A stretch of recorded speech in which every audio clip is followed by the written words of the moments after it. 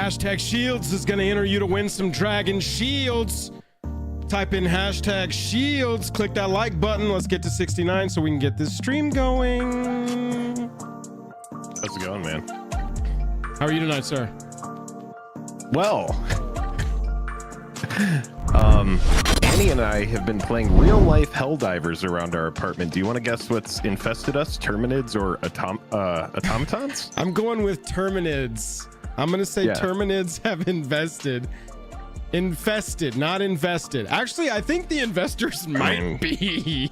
I think they have kind of invested in our place as a good spot, but maybe not as of lately, because we have called down some orbital lasers, some hell bombs, and strafing the casualties with the on their Gatling side. guns, baby.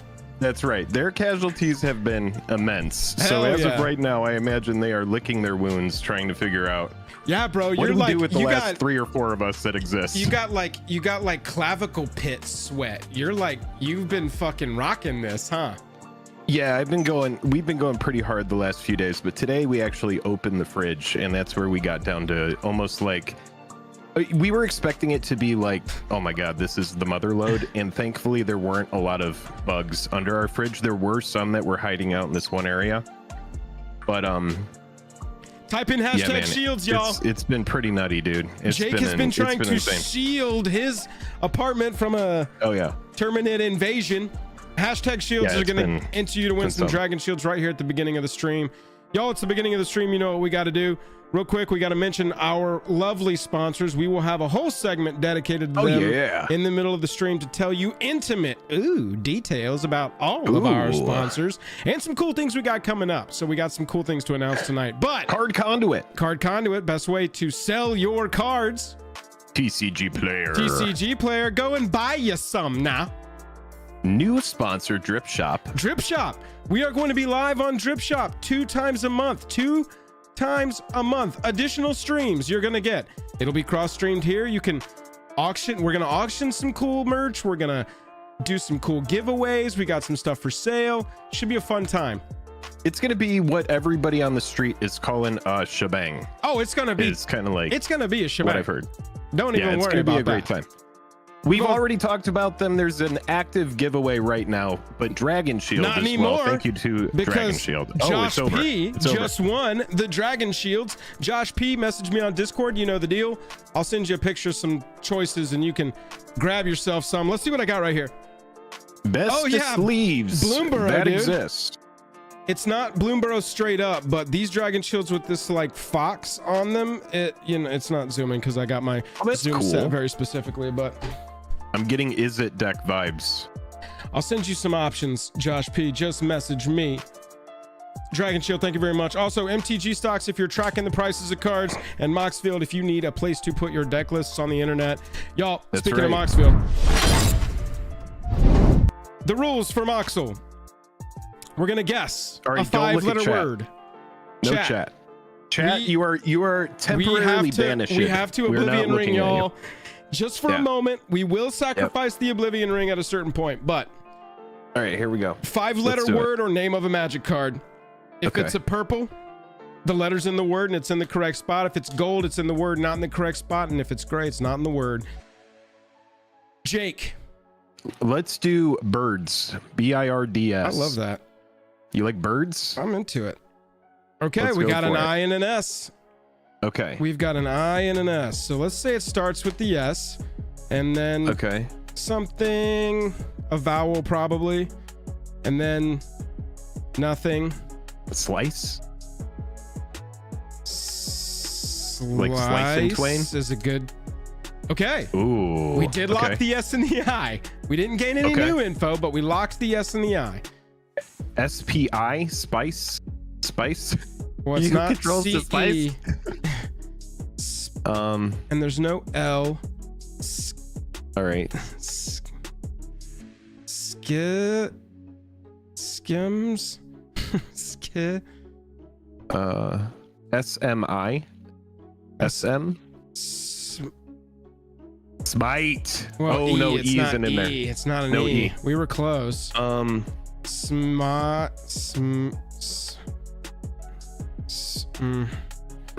Let's say it's SNI. Come on. SNI. Not D either. Swipe? No, swipe. I do like the W there. I really like that. It's not.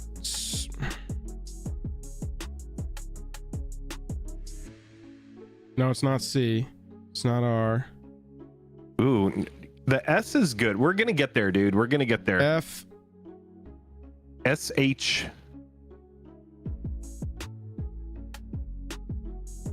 No, it's no R.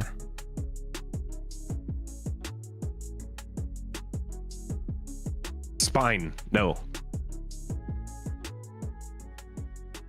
No, the E. That E. Okay, what could it possibly end with? STI. Oh, stifle. Oh. No, no, it's I like STI. No.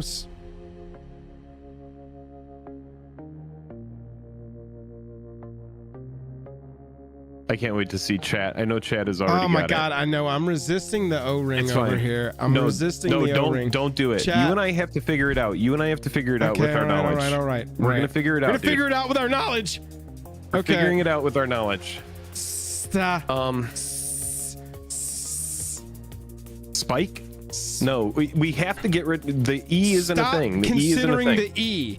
Sorry.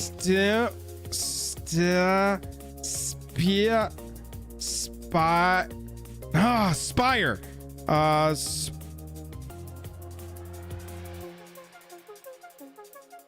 Spins. 2 S's? Spill? Could it be spill? L is not legal. Oh, I see. Got it. L is just not in it. Okay, I'm gonna hit enter on spins. This is at least gonna give us. No, I don't like getting the second S in there. Spin.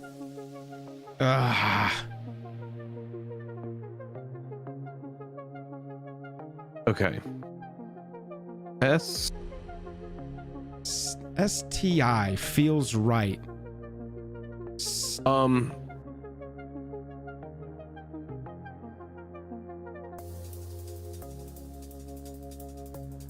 Like, try to make any word out of STI in 5 letters. Any word that exists. I can misspell style. Still, but we know it's not L. We know it's not L.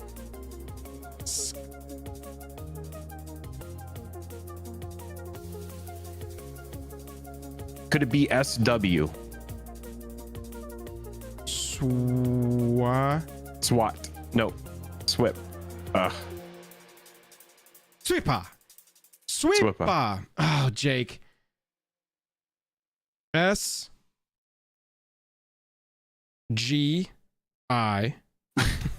Okay. I think it's all right. We're doing one of these. I like this. It's fine if you want to get like just a couple. Like we can use the one guess to further our progress. All right, then we'll go this. Okay. Swint is neither an English word or a magic related word. It's not swint, chat. All right. Swim? What is other than Swims. Here's the question. Other than a W and a what was the other letter we were working on for so long? T. Other than a W or a T, what other word can begin with any other? Spine. Spiel. I can only use letters that we've already eliminated. SMI. SMI.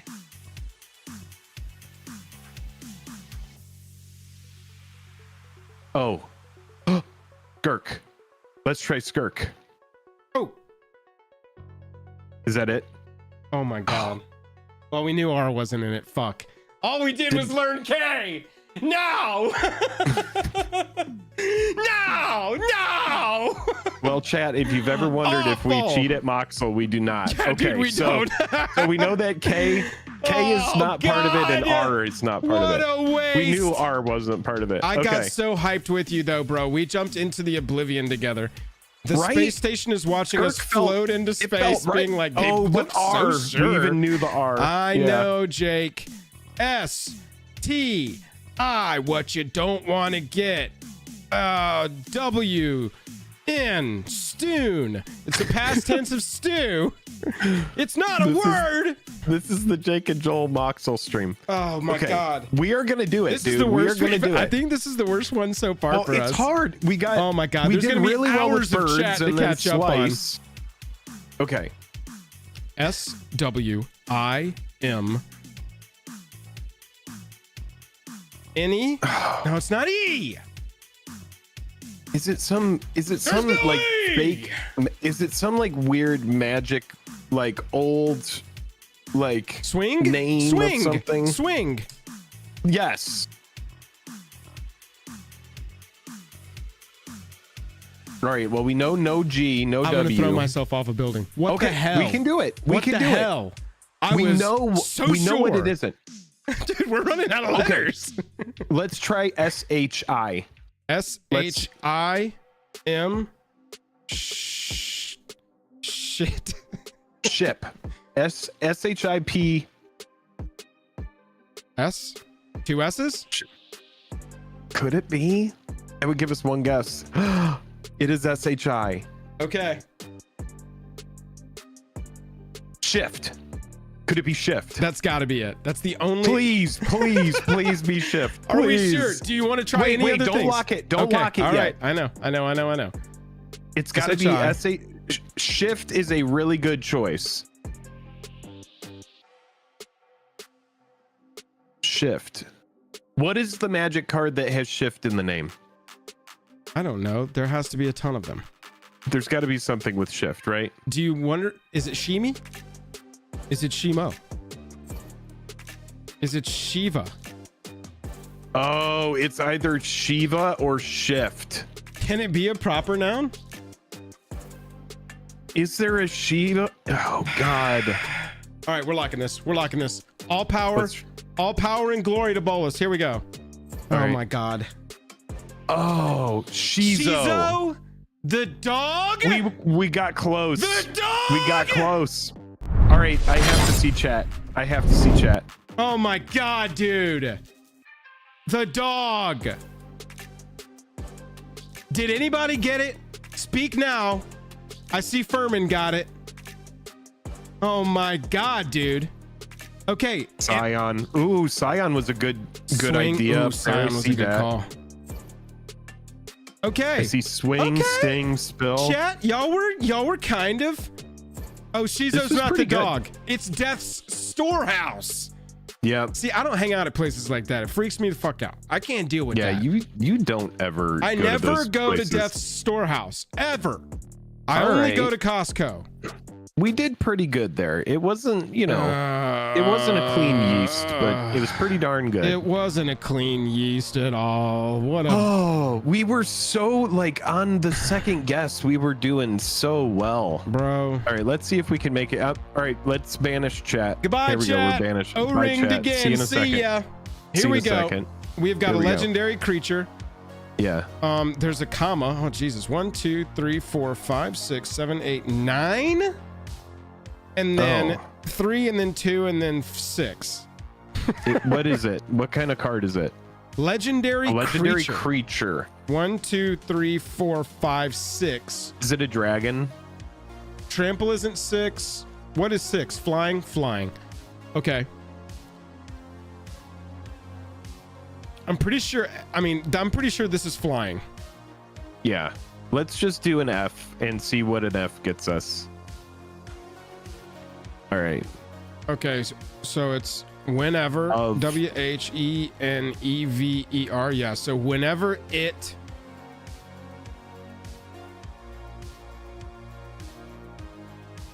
No, 1, 2, 3, 4, 5, 6, 7. It's a dragon. What is its name? It's got to be a dragon. What is its name? It's I feel like it's old, dude. I feel like it's an old card. I don't think I know the card. I don't think I know the card. I don't know the name of it. Maybe I do.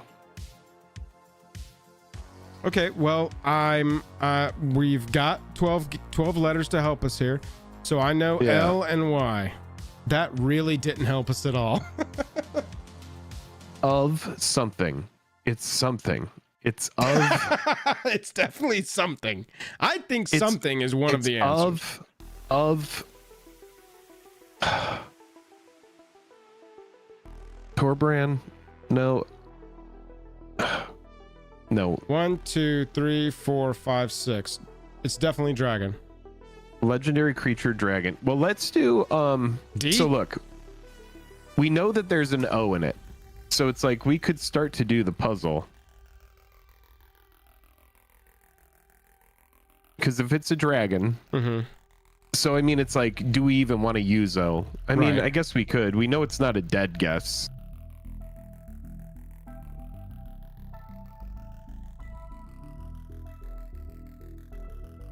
Okay, what does it say? It dies. 1, 2, 3, 4, 5. A 1, 2, 3, 4, 5 dragon. No, it's not dragon because the O would be revealed in it. Oh yeah. Bah. Attacks. Something whenever it attacks. ATTACKS. Yeah. We could do a T. Yeah. There we go. Of blank to 2 other T.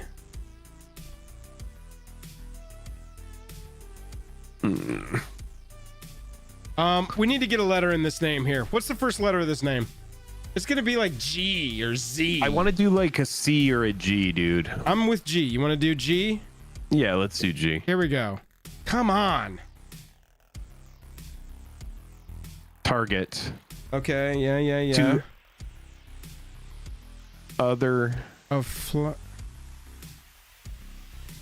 blank of fla? Blank of fla?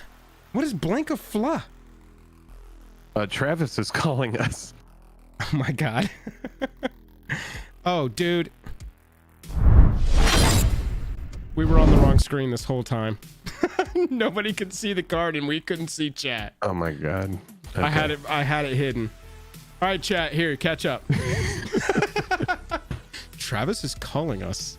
I was like, why is Travis calling us? See, this is even more proof that we have no idea what we're doing. Here we go. Right. Oh man, I've got DMs. Man, if I got DMs. See, chat, we're focused on the show, okay? We're just trying to focus on the show. Yeah, Jank, what's up? Thank you for letting us know. Also good to see you.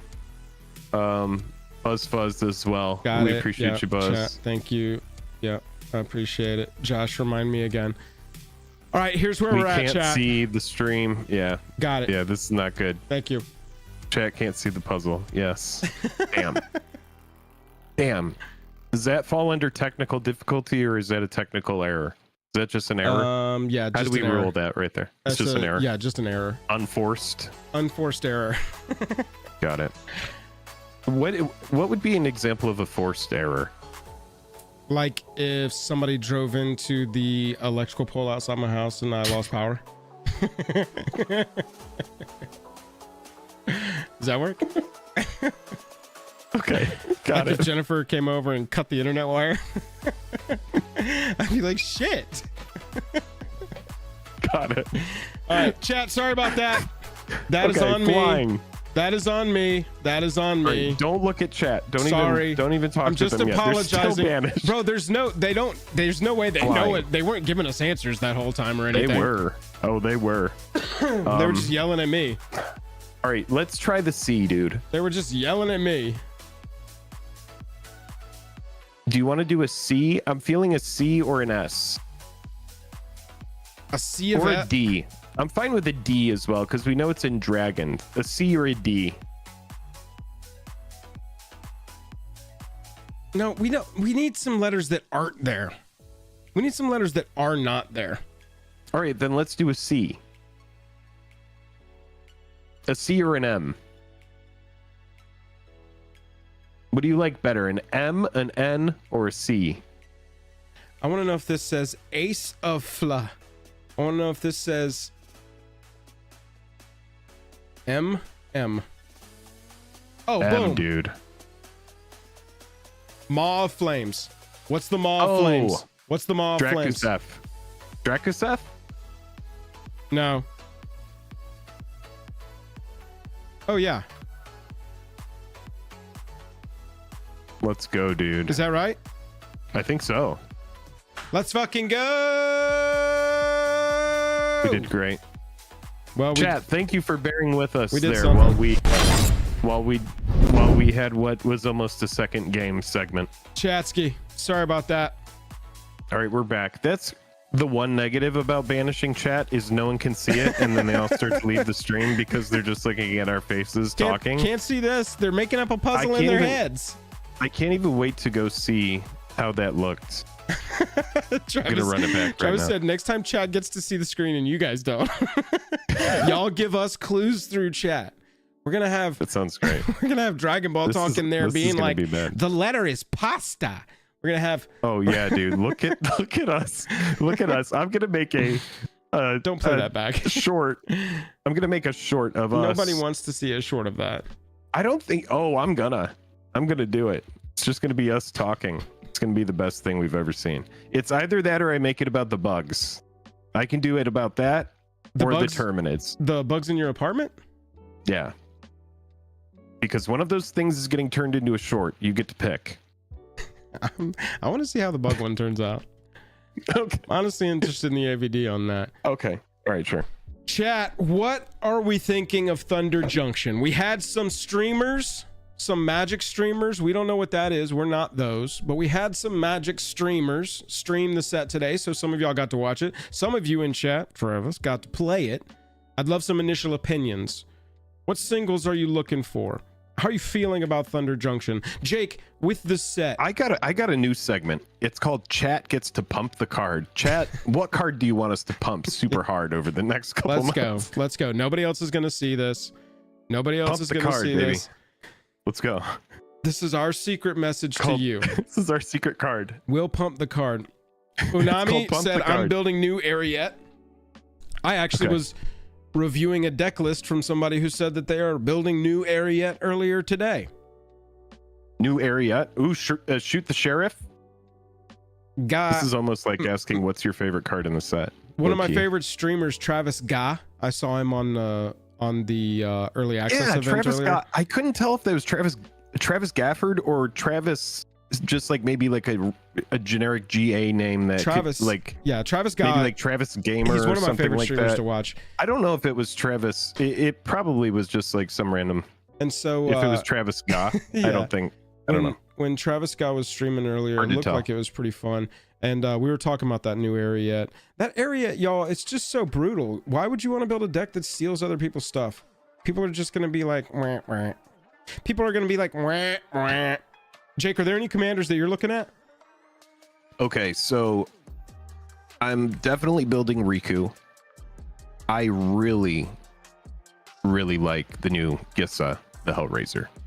But our min-max is already building that. Our min-max is already building it. Yeah. So I am going to probably put it into a deck or maybe build something kind of like. Chad, do y'all have that in your play group? If somebody in your play group builds a commander, do you feel like, oh, well, now I can't build that one at all? Because that's always been the case for us.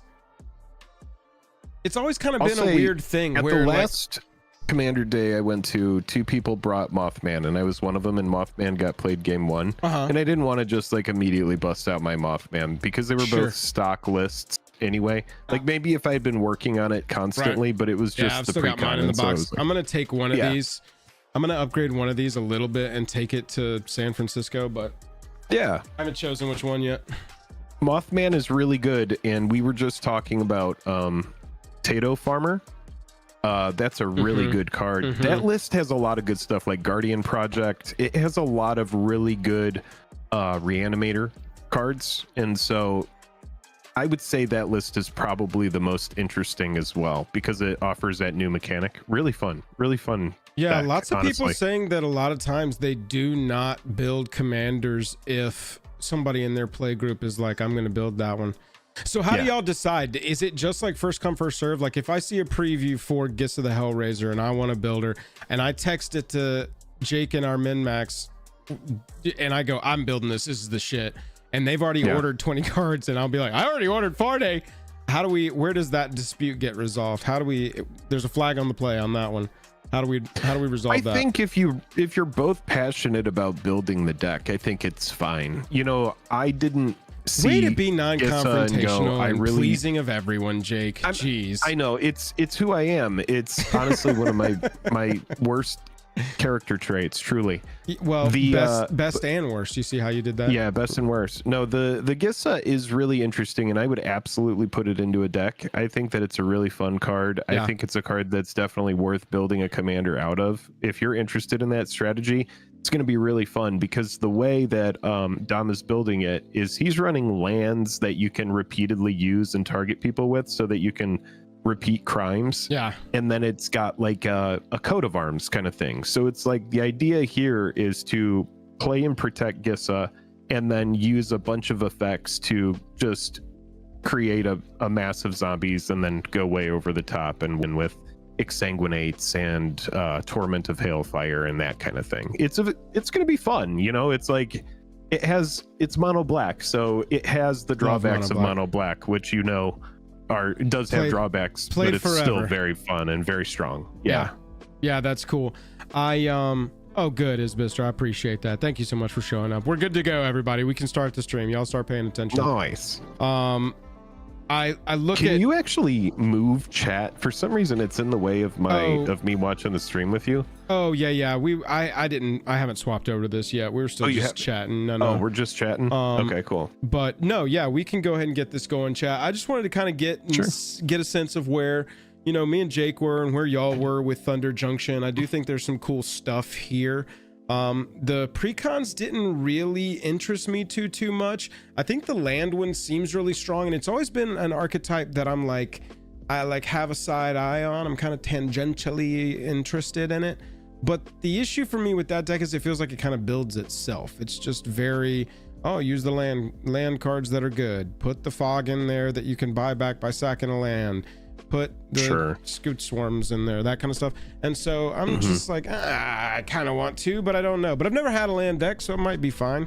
And bro, I'm still like trying to get through the Fallout stuff over here.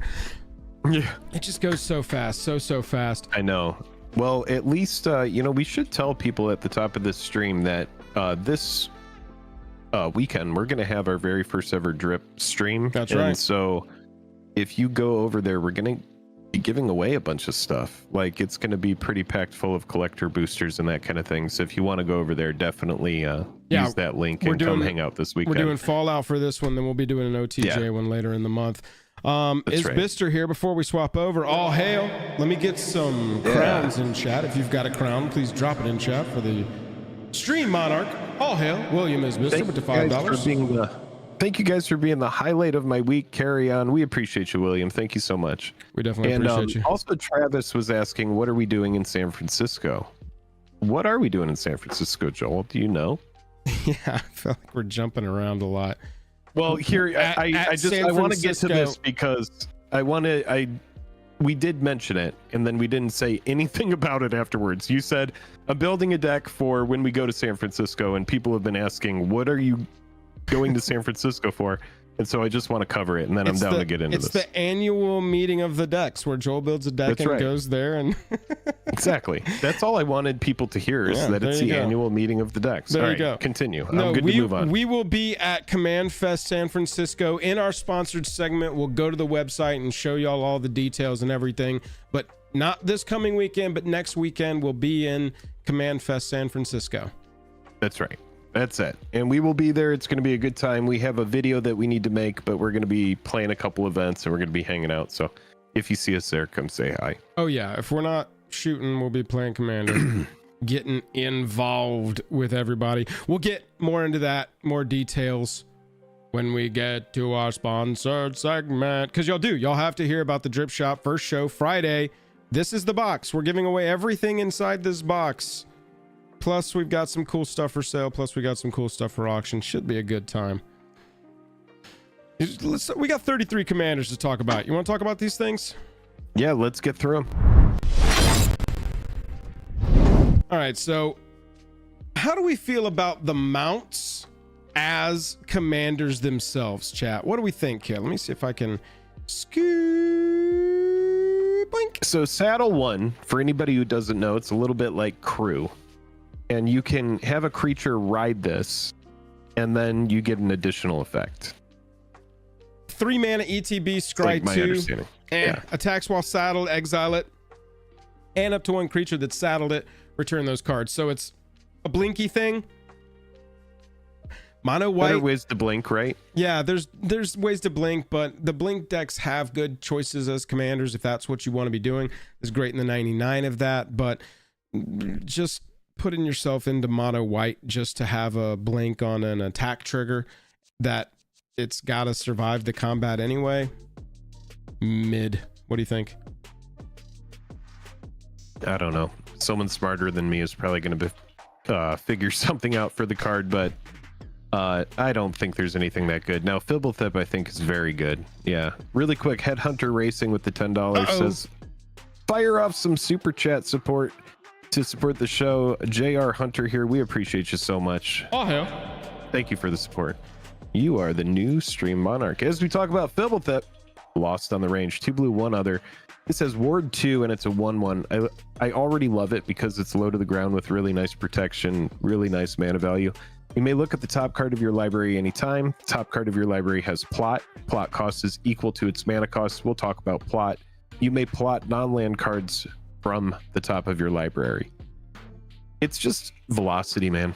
It's really good velocity. It really is. Oh hail. All hail. Yeah. Headhunter Racing. All hail. New stream monarch. Crowns in chat. And thank you to Jank for the 15 months. Jank popping in with my boy.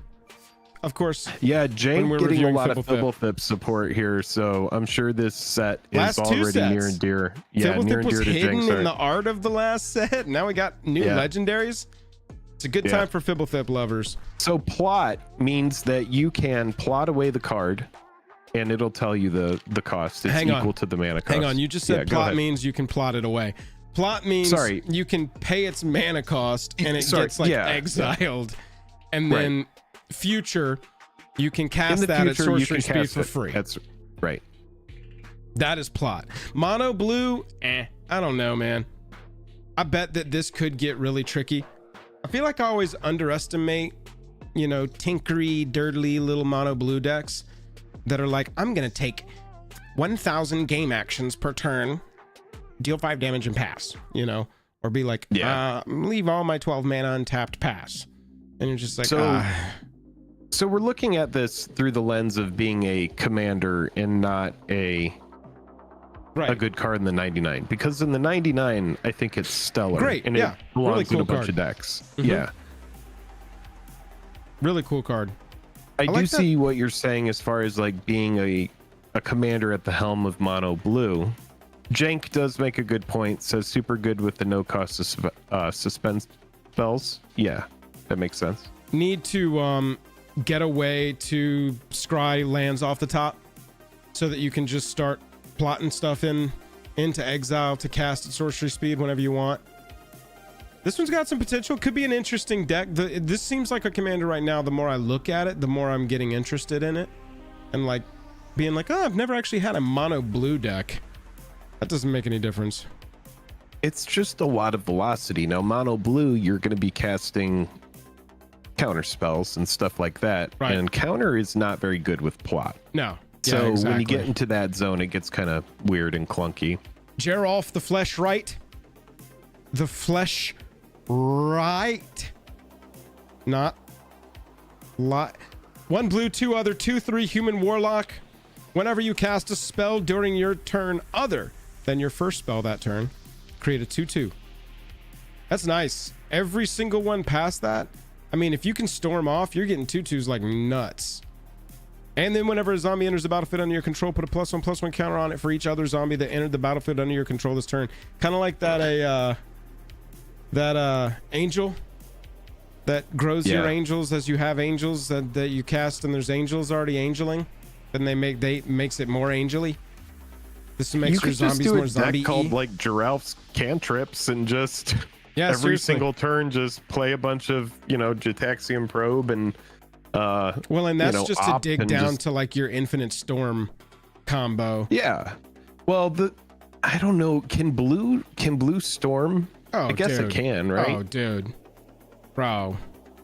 Yeah. I mean, without red?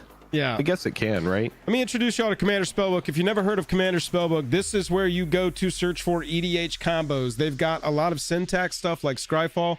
So as you can assume, it scratched the correct part of my brain when I discovered it. I've used this for years. Y'all probably seen me use it in shorts and on streams. Let's look at the syntax guide real fast. So we're going to be looking for mono blue, but I want to see results. Yeah, Buzz says he doesn't need to be in a zombie deck, which is cool. Yeah, for sure. I actually think this commander looks pretty fun because I like to draw cards, and getting residual value off of drawing cards, it's kind of the same thing. It's like you could just play your commander, protect it, and then play a bunch of draw spells and go wide with zombies. And you can, like we were already talking about, a coat of arms type effect, just swing with big zombies, and that's just one win condition. Rooftop storm, yeah, exactly. First zombie 3/3, next zombie 4/4, yeah, exactly. You don't even need coat of arms. Okay, so Hullbreaker, Horror, Mana Crypt, and Soul Ring is an Infinite Storm count. Okay. Let's go to number of cards. Yeah, so Dramatic Reversal on Isochron Scepter. That's pretty good as well.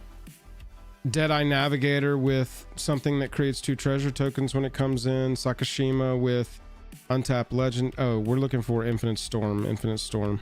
Let me see if I can... I don't mess with this a lot. In result, Storm? Oh, not Storm. Here we go. Yeah, Isochron Scepter, Dramatic Reversal. Yeah. Hullbreaker, Horror, and a 0 rock and a 1 rock. Okay. Same thing there. Archaeomancer. Oh yeah, classic.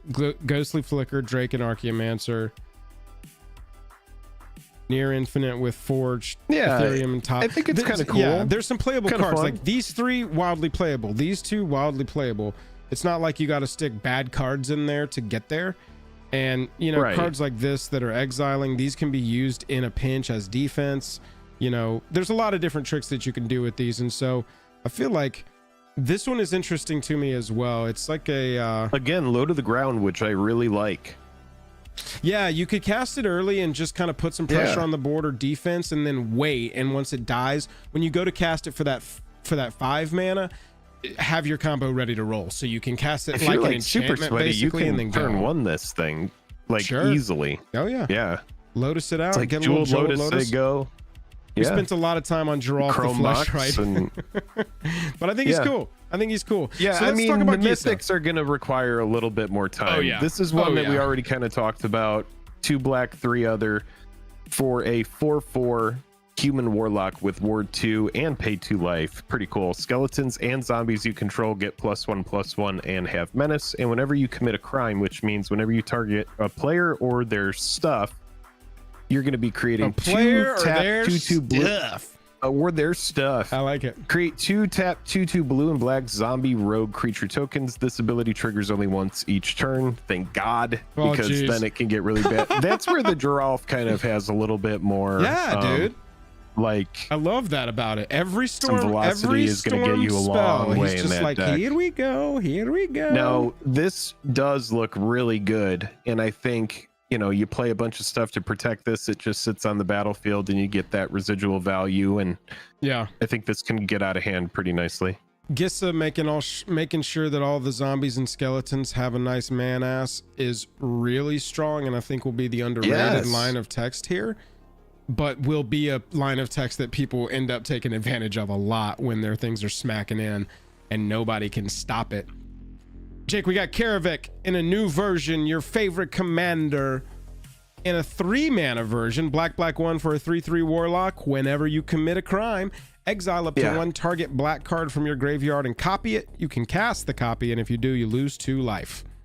I don't think it's at the helm of a deck. I don't think it's at the helm either, man. Unfortunately, it's a fine card. Yeah. If we're rating it as a commander, I just don't think it has the it doesn't have the depth that we're looking for. You still have to pay the mana cost, right? You may cast you got to copy it. You may cast the copy. Or does that mean once you've copied it, you don't have to spend any mana? Because potentially this is like, what is it? The 8 mana. It's not like it's bad. You do have to pay the mana. Is it free? I don't think it is. Archon of Cruelty or Archfiend of Despair, or who's the big one? You still need to pay for it. It's not free. Okay. It gets you value. Here's kind of how I feel. Is like if you're running a bunch of stuff that's like kill spells in your deck and a bunch of targeted removal, right? This seems pretty good, right? Because it's going to clean up a board nicely if you just kind of chain off a bunch of your previously used removal spells, and it's not random. No, you could run like 3 of the mono black board wipes too and get multiple uses out of those if you needed to.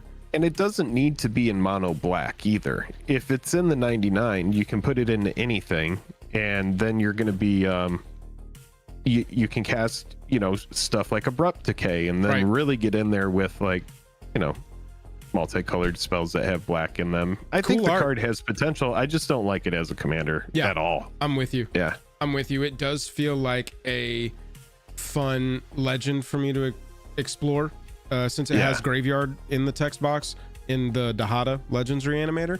It does have legend in there. Yeah, I think that's kind of cool for you. Yeah. Tiny Bones, the pickpocket. Jake, tell us about our little guy here. Yeah, Tiny Bones, Death Touch 1/1. Whenever Tiny Bones the pickpocket deals combat damage to a player, you may cast target non-land permanent card from that player's graveyard.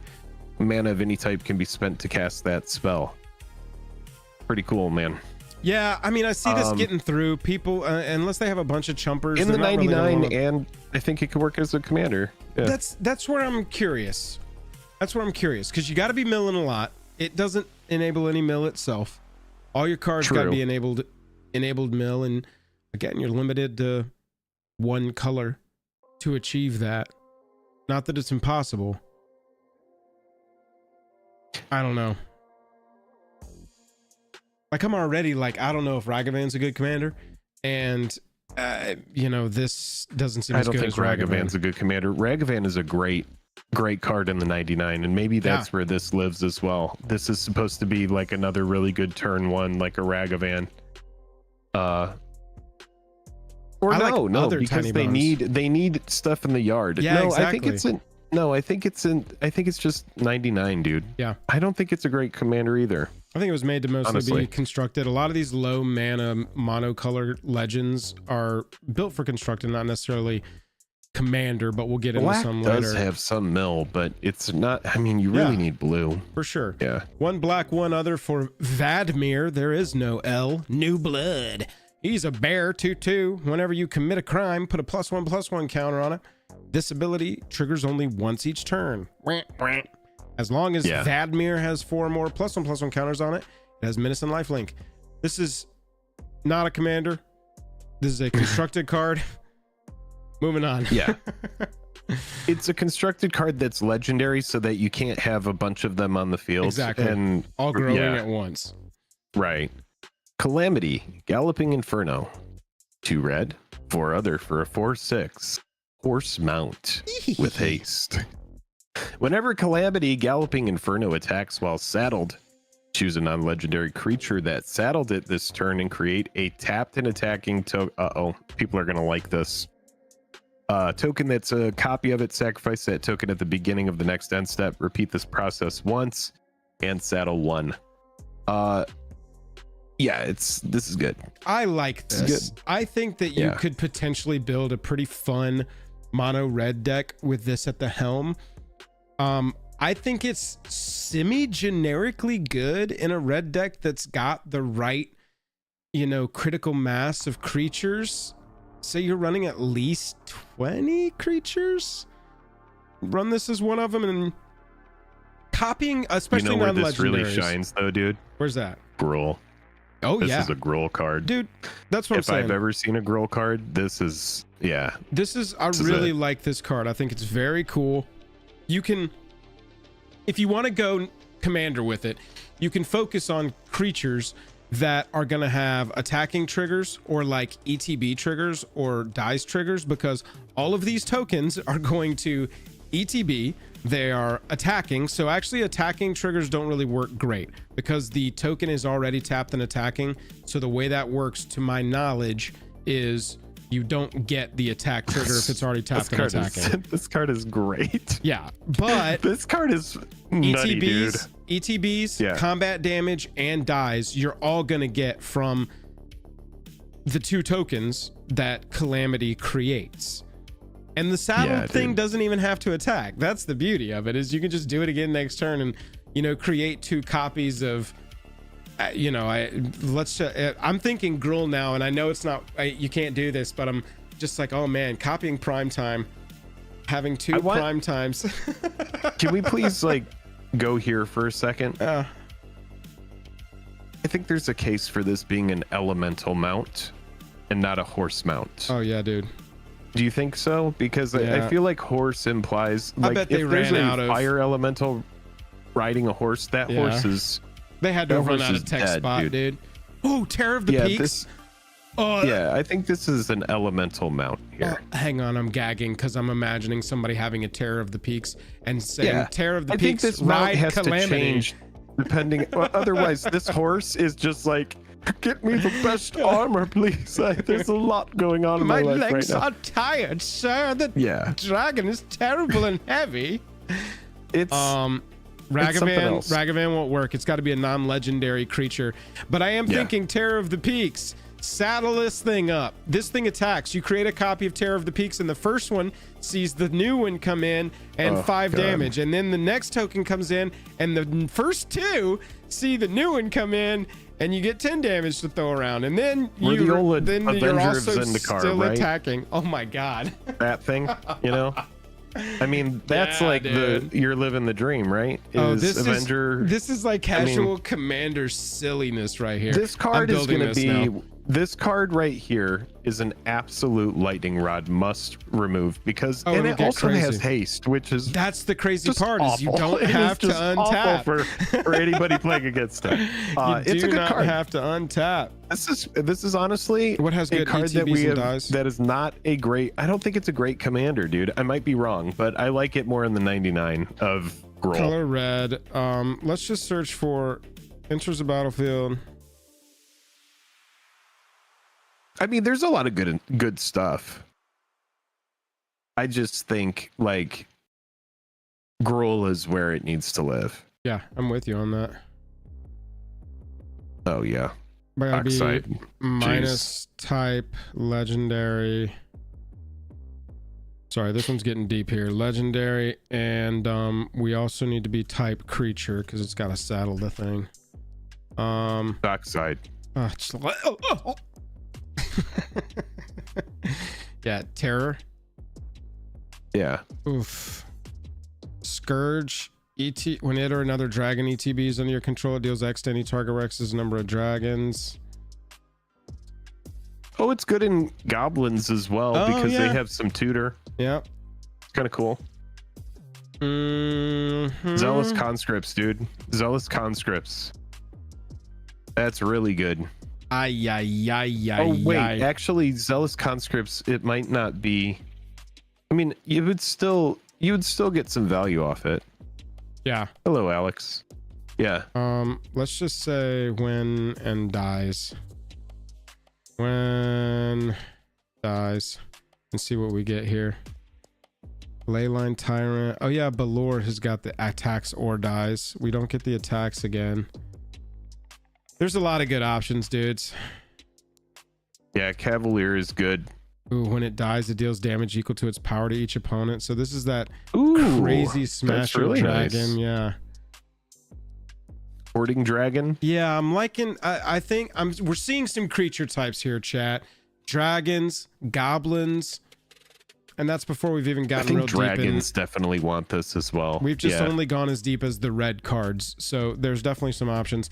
Calamity Galloping Inferno, casual commander, A++. I really like that card. You think A++ for at the helm?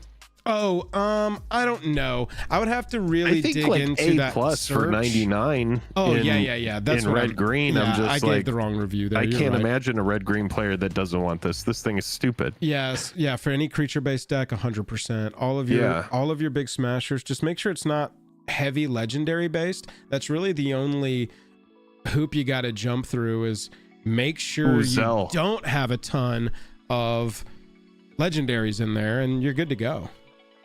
This is a good note. Run Goblin Bombardment. Steal their creatures with Zealous or Coercive, then sack them. Yeah. Mm-hmm. I mean, that's great. Just classic red ways of doing things. That's right. Magda, the Horde Master. 1 red, 1 other. 2/2 Dwarf Berserker. Whenever you commit a crime, create a tap treasure. It triggers once per turn. Sack 3 treasures. Create a 4/4 with haste. This seems constructed to me. Seems like it could be fun in some kind of Rakdos mid-range. When you're killing one of their things, you get a treasure back, and then you can, start running out of stuff, dump your treasures into dragons. But 99... Activate only as a sorcery. Oh. Yeah, it's just, there's so much... This is hard to tell. Constructed, I think. Constructed at best, maybe. Bristly Bill, Spine Sower, a green and 1 for a 2/2. Whenever a land enters the battlefield... Oh, yeah, sorry. Go ahead, sorry. Whenever land enters the battlefield under your control, put a +1/+1 counter on target creature.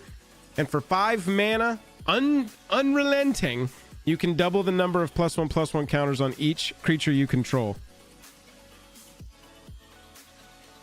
I mean, it's good. It's good in the 99, dude. Of any of those strategies that want it, it's hard for me to see this as something that you would really want when you're going mono green. There's a lot of good options, right? I don't know if this is... your mana dump.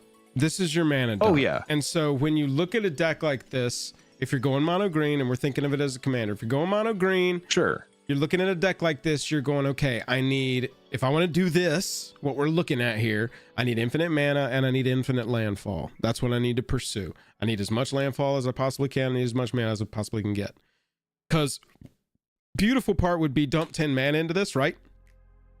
EOT, get a little combo-y going where you don't have to have 10 lands untapped. Create 10 mana EOT, double then my turn. Now we're rolling. But it's like it's not even your payoff here, really.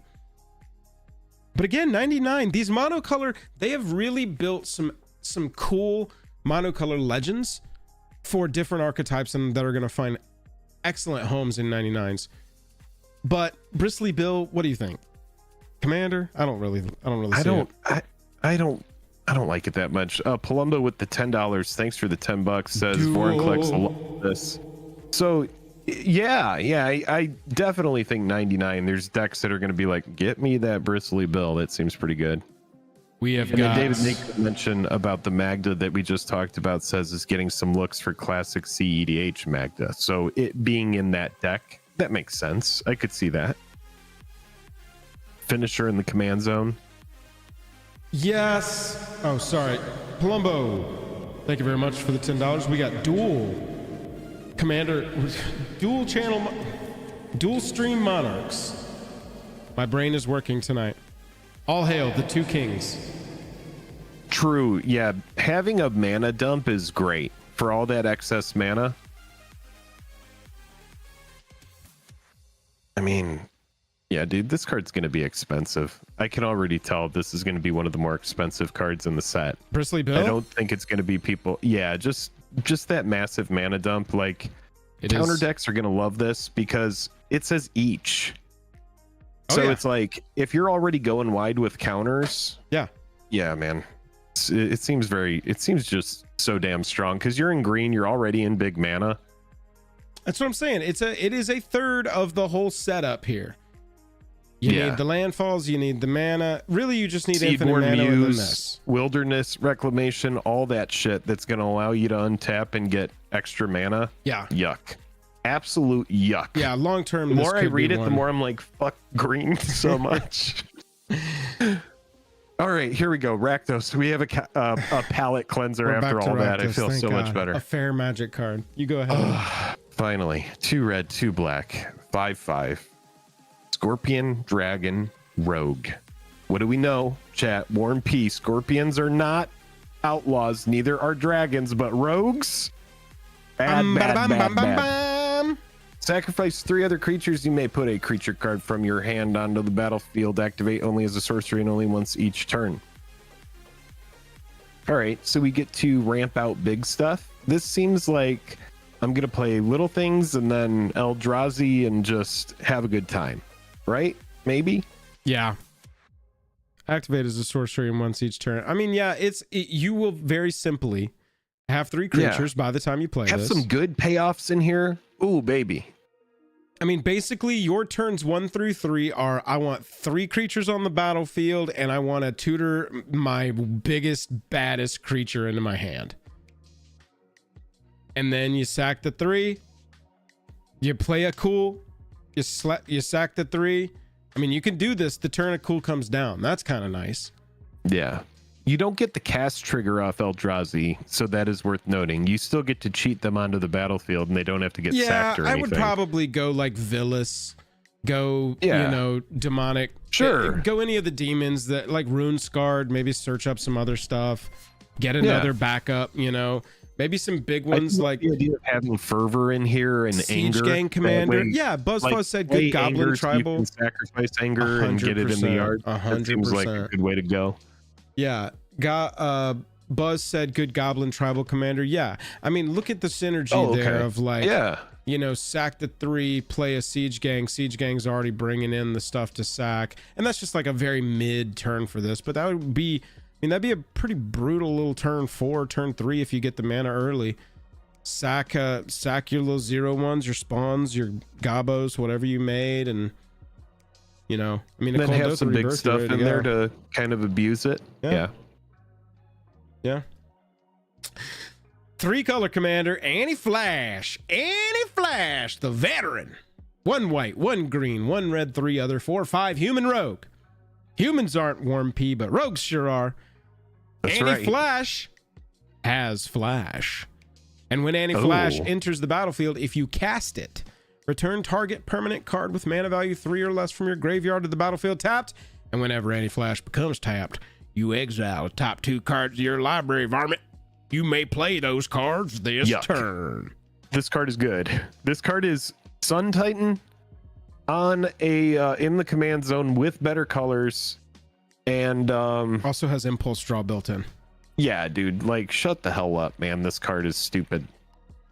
On that ETB, and you can just like flash it, blink it. Yep. No, you can't blink it because it says if you cast it. Oh, it's enters on the battlefield if you cast it. Yeah. Okay. Becomes tapped. Exile the top 2 cards of your library.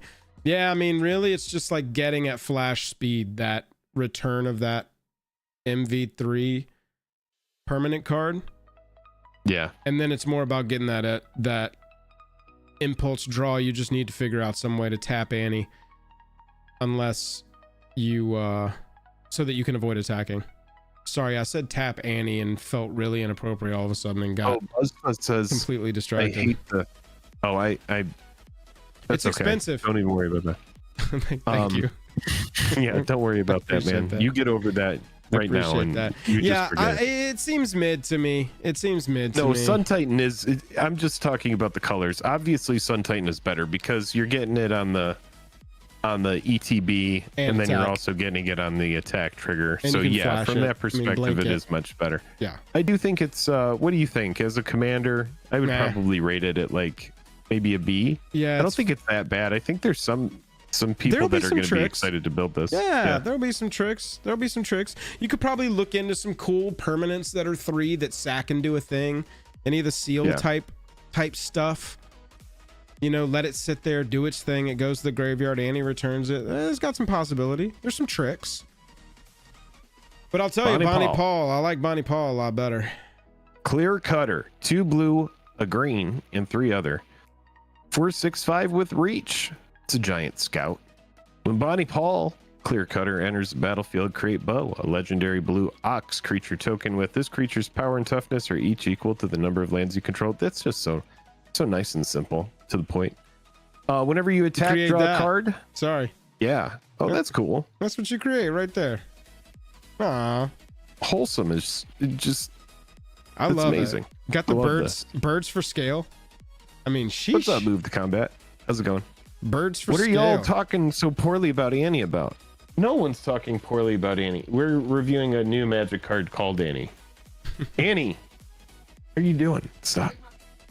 All right. So with Bonnie Paul, and then it also has whenever you attack, draw a card, then you may put a land card from your hand or graveyard onto the battlefield. So that's pretty cool. Or graveyard is carrying a lot of goodness right here. Whenever you attack, draw a card, put a land card from your graveyard onto the battlefield. Y'all.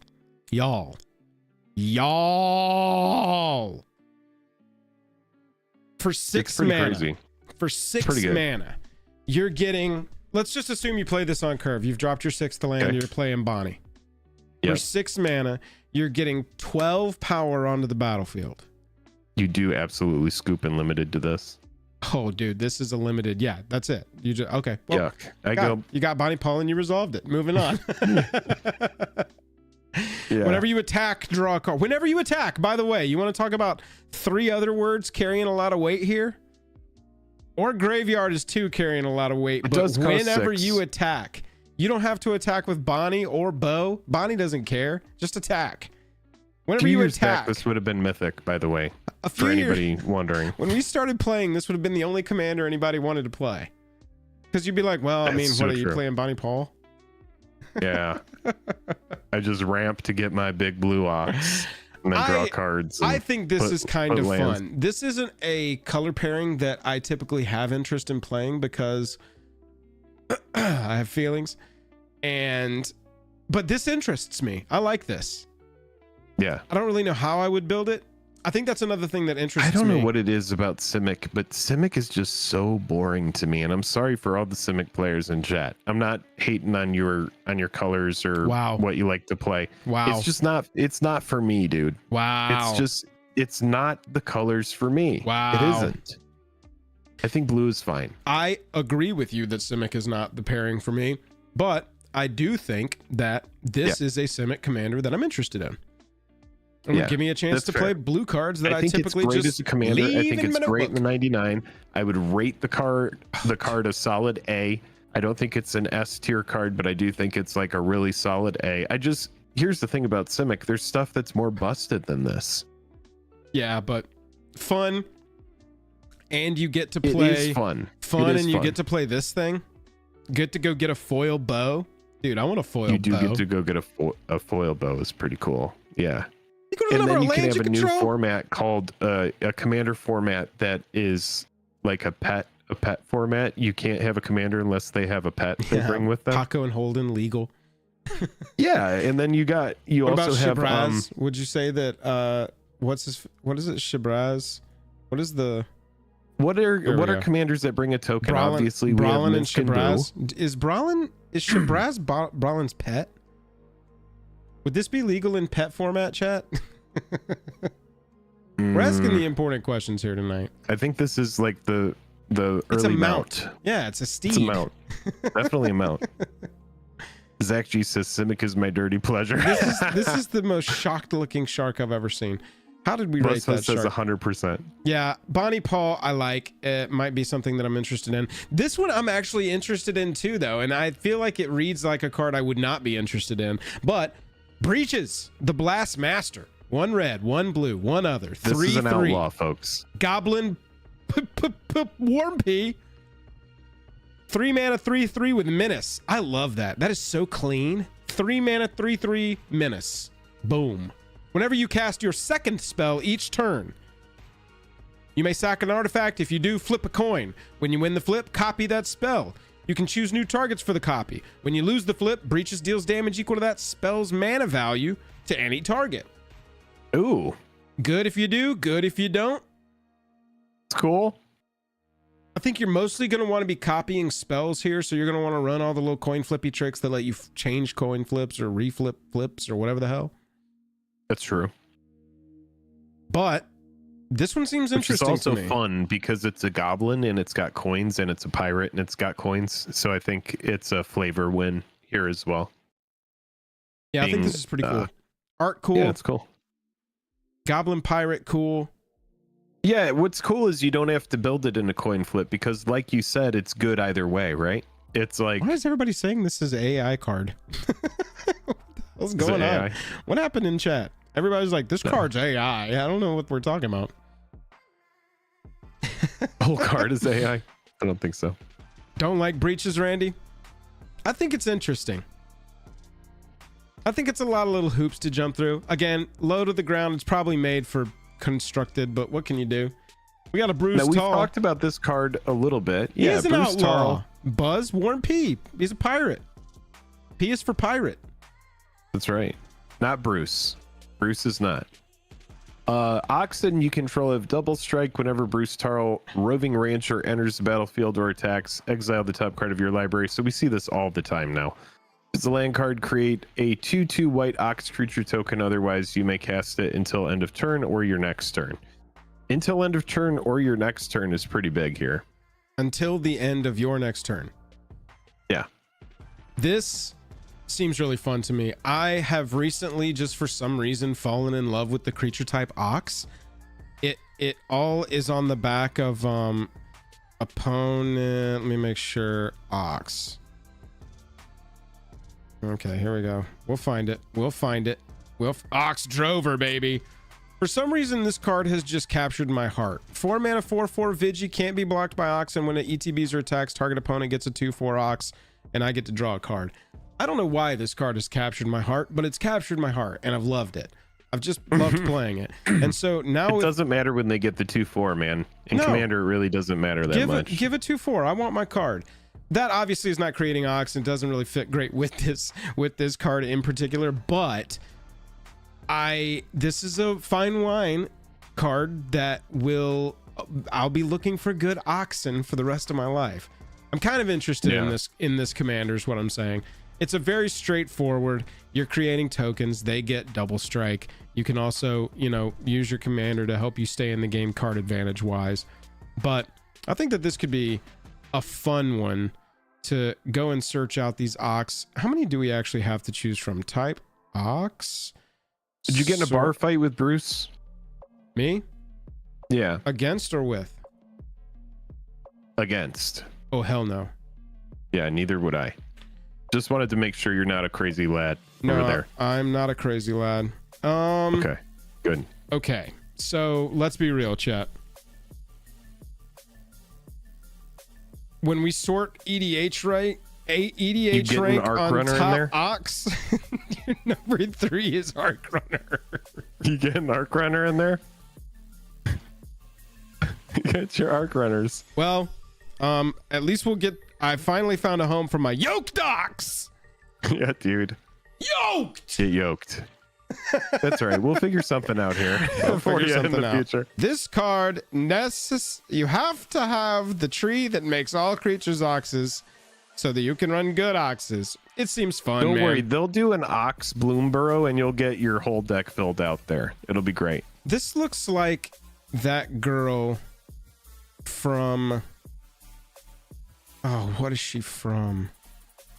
Oh my God. Here, tell us about Area. I'm going to see if I can figure out who this looks like to me.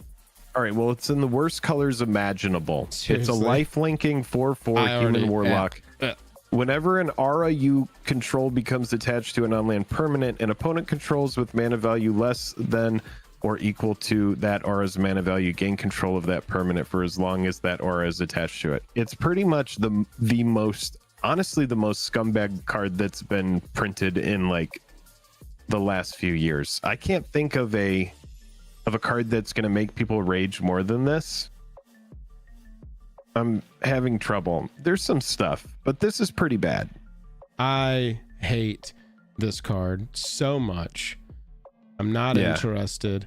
Heather Graham. Pretty good. That's who it looks pretty like. Pretty good. Damn. And it has lifelink. You think Heather Graham? I think that this area looks like Heather Graham. Y'all don't see that? I don't know. I think this is like the blue dress, white dress thing. You don't think that looks like Heather Graham? Maybe a little bit. Like, okay, here's like a Margot Robbie. I'm seeing people say Margot Robbie. It doesn't look like Margot Robbie at all. Chat, do you like this card? Oh, okay. I could see that a little bit more. Yeah, try to look for a picture where she's not smiling. I don't know. It looks like someone else to me. I can't place it. Oh man, looks like Heather Graham to me. Yeah, this commander is ridiculous, bro. This commander is annoying. This commander is the worst. I'm already pissed. I've already salted off the planet. I can kind of see Margot Robbie actually. I am the finest brined meat never mind. that you can possibly salt. I hate Rachel this McAdams. We're gonna steal. Yeah, Anne Hathaway. I hate it as well. Oh, this is wild. The woman in this painting looks like every celebrity to somebody. I'm kind of starting to see Marilyn Monroe. Teferi Toots is saying that is Heather Graham. Thank you for agreeing with me. Jake, let's get back into my kind of colors. White, green, red for Girid, Mirror of the Wilds. 3/3 with haste. Non-token creatures you control have tap. Create a token that's a copy of target token you control that entered the battlefield this turn. You know how quickly this is going to spin out of a muck? You know how quickly this is going to get... Why am I not seeing this? I feel like this is kind of narrow, dude. Non-token creatures you control have tap. Create a token that's a copy of target token you control that entered the battlefield this turn. So it's like you have to already make tokens to get the tokens, right? Yeah, but think about a deck that makes tokens. Now think about a commander out of the command zone that makes all of your creatures say tap, make a token of that token. Token decks already get out of control. Okay. All right. You're not seeing it. I'm going to have to build this and beat you with it. And you'll be like, I see. I see. Now I get it because there's so many possessed pigs in the art. I can see it. I get it. Look at this. You want to see the worst example and we'll work backwards from there? Tap, put an 8/8 beast creature token that's red, green, and white onto the battlefield. Don't shake your head at Godsire. Godsire doesn't even think about you, Jake. Godsire doesn't even consider you. Honestly, this Godsire has never considered you. Godsire has never considered you. Never crossed its mind. You are irrelevant to Godsire. You've never been even considered by Godsire. It doesn't have eyes, or maybe it does. They're tiny though. I think they're right at the top of its nose. There. Yeah, man. Are those them? Yes, right up there. So his eyes are small and protected. That's right. Okay. It's an apex predator. It's the apex predator. It just dies to something basic. It doesn't even have ward. What's like some crazy tokens? We need some crazy tokens that we can make copies of. Come on, cook with us. Let's get cooking. I need things that make crazy tokens ASAP. Craziest tokens you can think of. And then, Jake, on top of that, you're just running all the ridiculous stuff. I mean, look at this, and that's tokens, right? Create a token that's a copy of target token, not a copy of target creature token. A copy of a token. So, it had to enter this turn, though. Sure. That's the thing. Create some treasure. Okay, on my end step, or on your end step, Jake, I created a treasure this turn. I've got these 4 creatures untapped. I'm going to tap them, create 4 treasures, and go to my turn. Right. And then obviously if you're running, all of the usual suspects, doubling season and friends, then it's going to be even worse, right? Create token, sort, EDH rec, commander is Naya.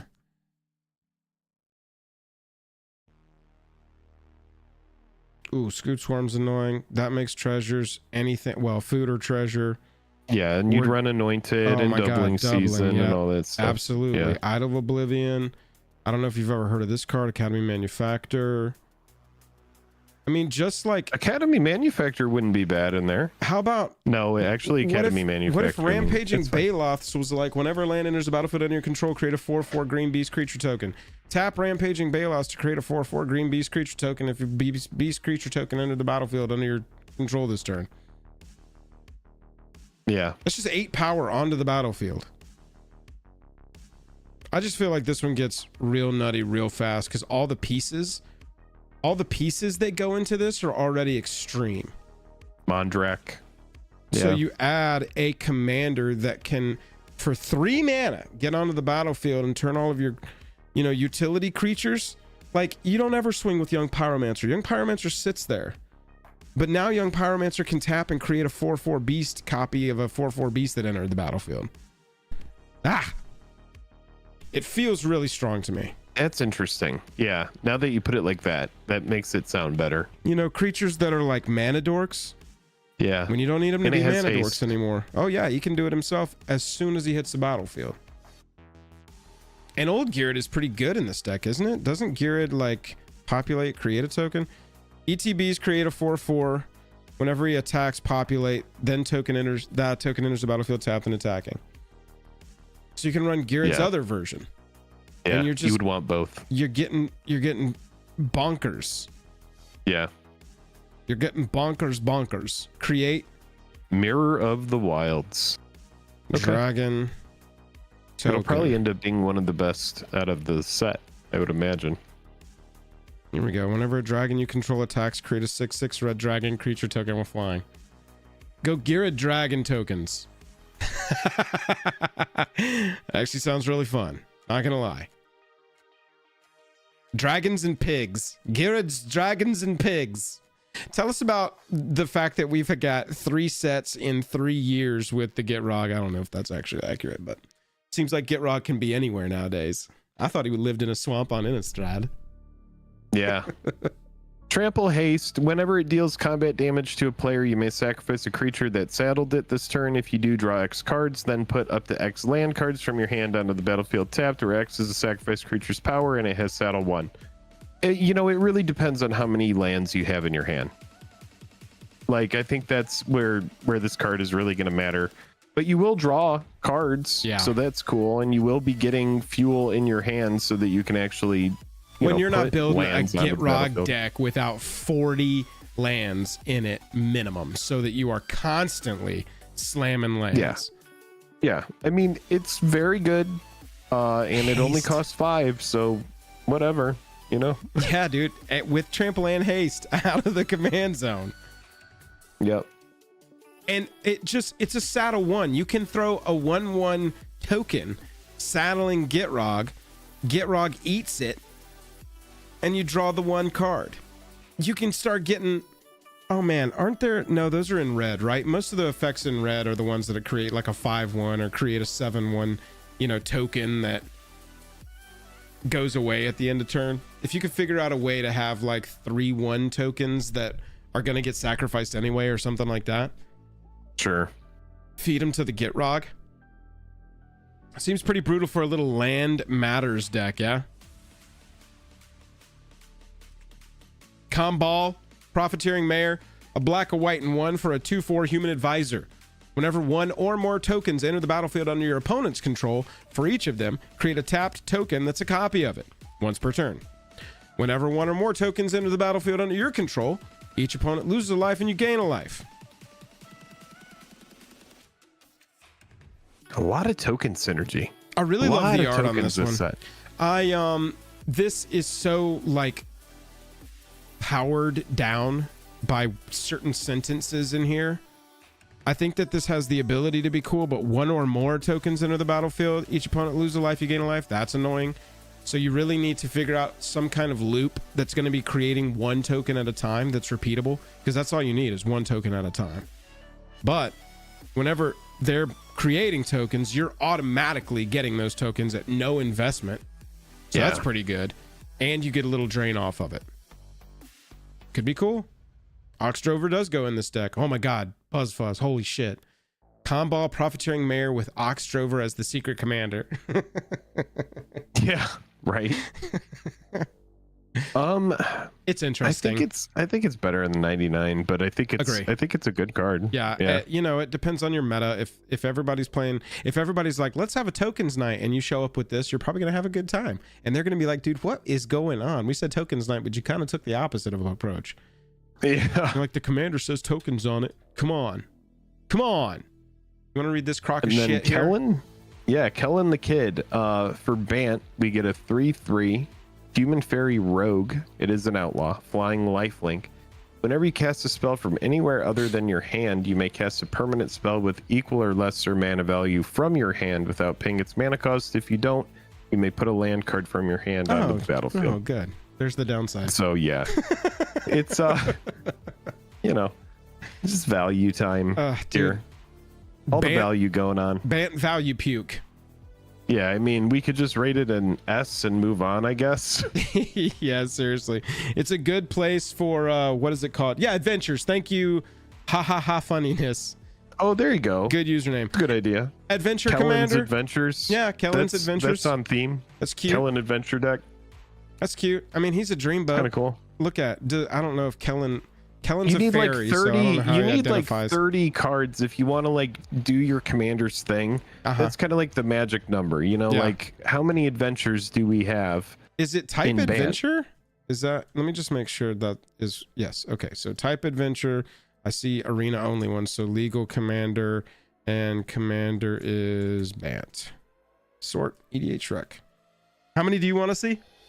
We want to see like at least, you know, like 30. We need some good support.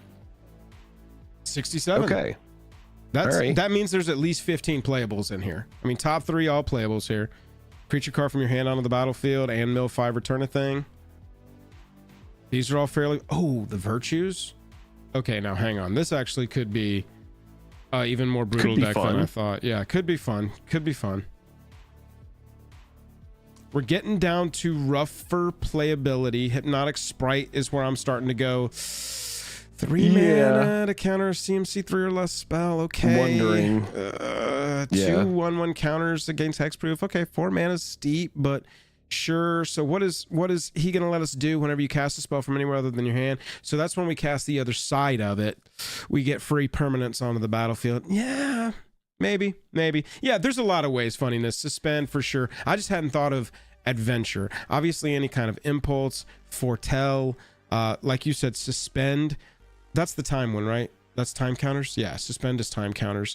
So yeah, there's a lot of different ways to go. Oh yeah. So yeah, it's kind of cool. Laughing Jasper Flint. Lizard Rogue. This is an outlaw. Is this?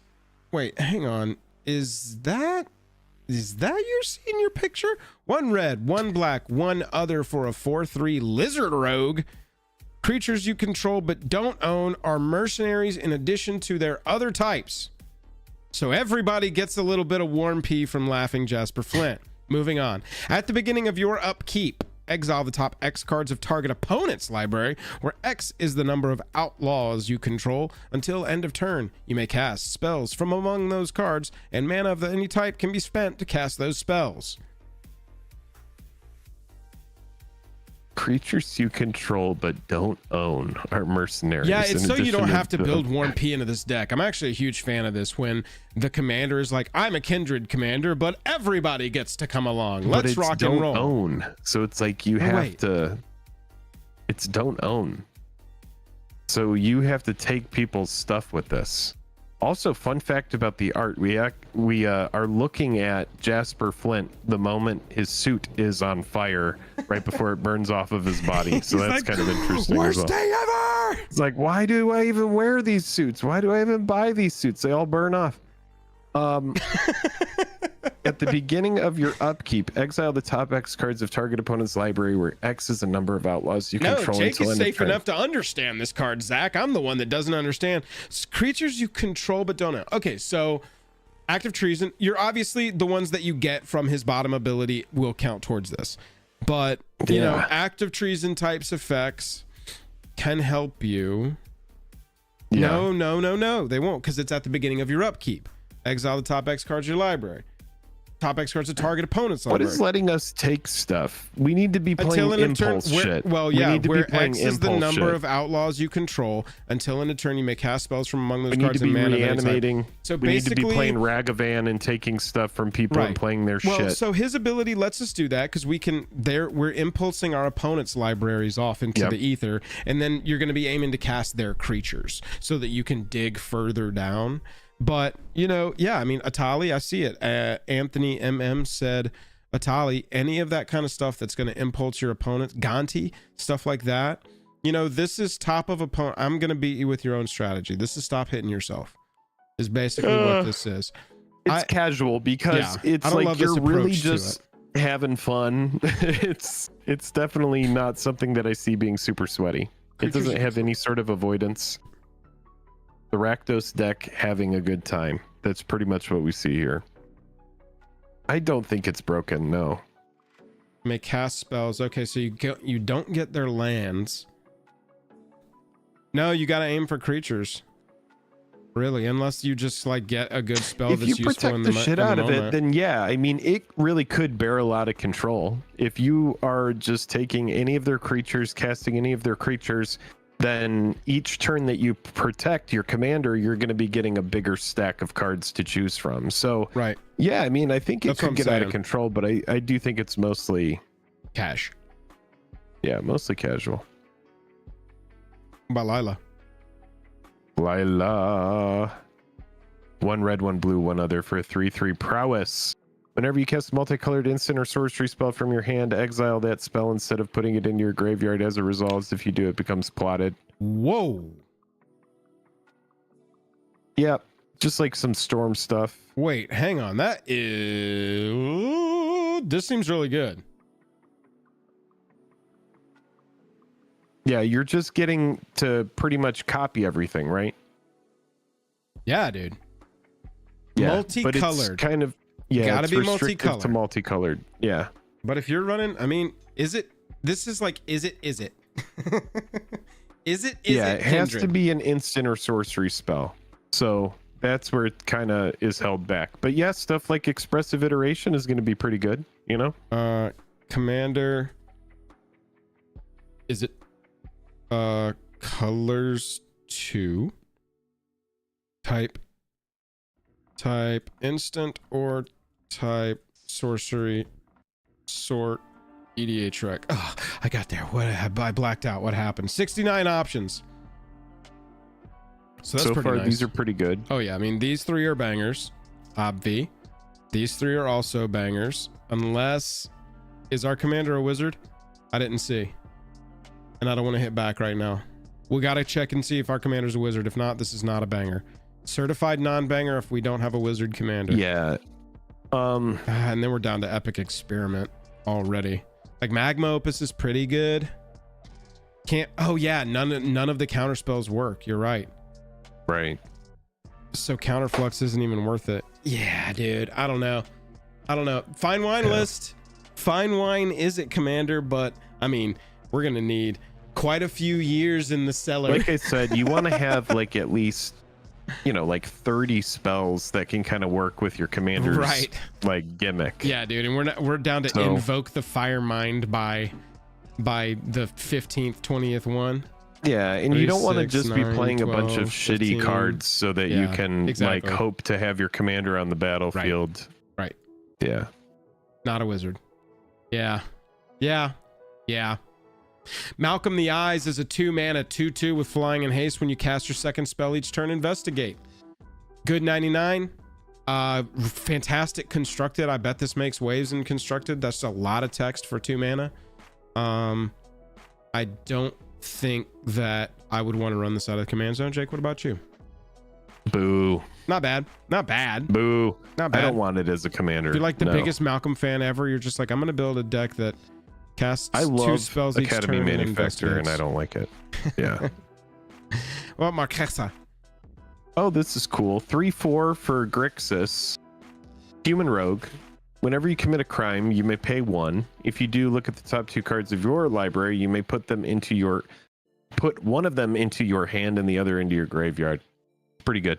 Yeah, I mean, it's straightforward. I kind of agree with move to combat that this is boring, but I mean, look at boring and look at consistency. I'm going to remove your thing for 1 extra mana. I'm going to get an extra card into my hand and replace it. And I'm going to play with my graveyard synergy outside of that. When I read this for the first time, Jake, you know what I thought was, I'm going to build this with just the absolute good stuff, best stuff Grixis that you can do. And for like a Grixis reanimator control thing, and have it be a babysitter deck for when we play 2-headed giant. Like if you want to play aggro or you want to play combo, cool. I'll pull out Marchesa. This is the best. Oh, sure. Like this is just the most babysittery because I can keep my hand full and I'll just control the board up what we can't deal with. And yeah, I'm just going to constantly be putting cards back into my hand as I'm removing the shit that needs to be removed or picking their hand apart or, you know, reanimating their thing. And you can whatever. just run all the animate dead and reanimator effects. Exactly. Yeah. That's how I look at this.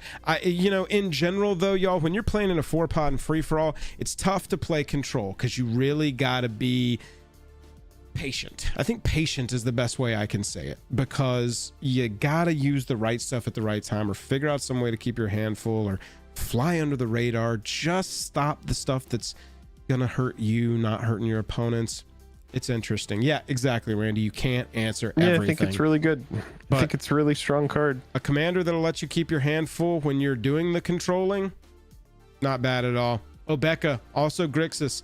I made a whole video about this commander and some cards that are moving as a result of it, posted it this morning. 2/5 for 4 menace. When it deals combat damage, you get that many additional upkeep steps after this phase. Again, full breakdown, like 15-20 minutes on this commander in that video, so go check that out. But get combat damage through, pumper power as much as you can, extra upkeeps. Cards that say at the beginning of your upkeep get really good when you go untap, upkeep, draw, main phase, combat, upkeep, main phase 2. And you get a lot of really residual value off of all the enchantments that are like, oh, go ahead and flip the top card of your library. And if it's a permanent, put it right onto the battlefield. And you're like, okay, don't mind if I do. 18 times. That's brutal. Yeah. That's brutal. So that is Obeka. Jake, do you have any interest? I mean, that sounds great. I think that people should go watch your video if they're interested in building it. I think it sounds really, really good, and it's there was one different kind of thing, which is cool. Yeah, exactly. That's the thing. It's different. That's what people are gravitating toward more these days. They don't want to build the sweaty Marquesa deck that just gets all the extra value. They want to build something that's weird and zany. Oh, and the weird and zany ones end up being the ones that move card prices because it taps into underplayed or not played cards and pushes them into the limelight. That's why Mothman is the most popular of the Fallout decks, because it's winning by a strategy that's like way different and weird. Yeah, right, exactly. Yeah, go check out the Obeka video if you want to if you're interested in that one. What about Rakdos? Yeah, this one's good. Rakdos, 1 red, 2 black, 2 other for 6/5 flying trample. Whenever you sacrifice another creature, exile cards equal to the mana value from the top of target player's library. Till your next end step, you may play those cards in mana. It's just this impulse draw thing again. Sacrifice with another creature. Indestructible built in. Sorry. Yeah, sacrifice another creature, Rakdos. The muscle gains indestructible until end of turn. Tap it. Activate only once each turn. And you can do that at sorcery speed, or instant speed and sorcery speed if you so desire. Yeah, pretty good card. And as a Rakdos player, I think it's very strong. Nice to see indestructible on a card built in. Yeah, pretty cool. Definitely a lightning rod for removal here. The things that you sacrifice have to have mana value, so make sure you're not leaning into just like aristocrats, tokensy types of build strategies with this.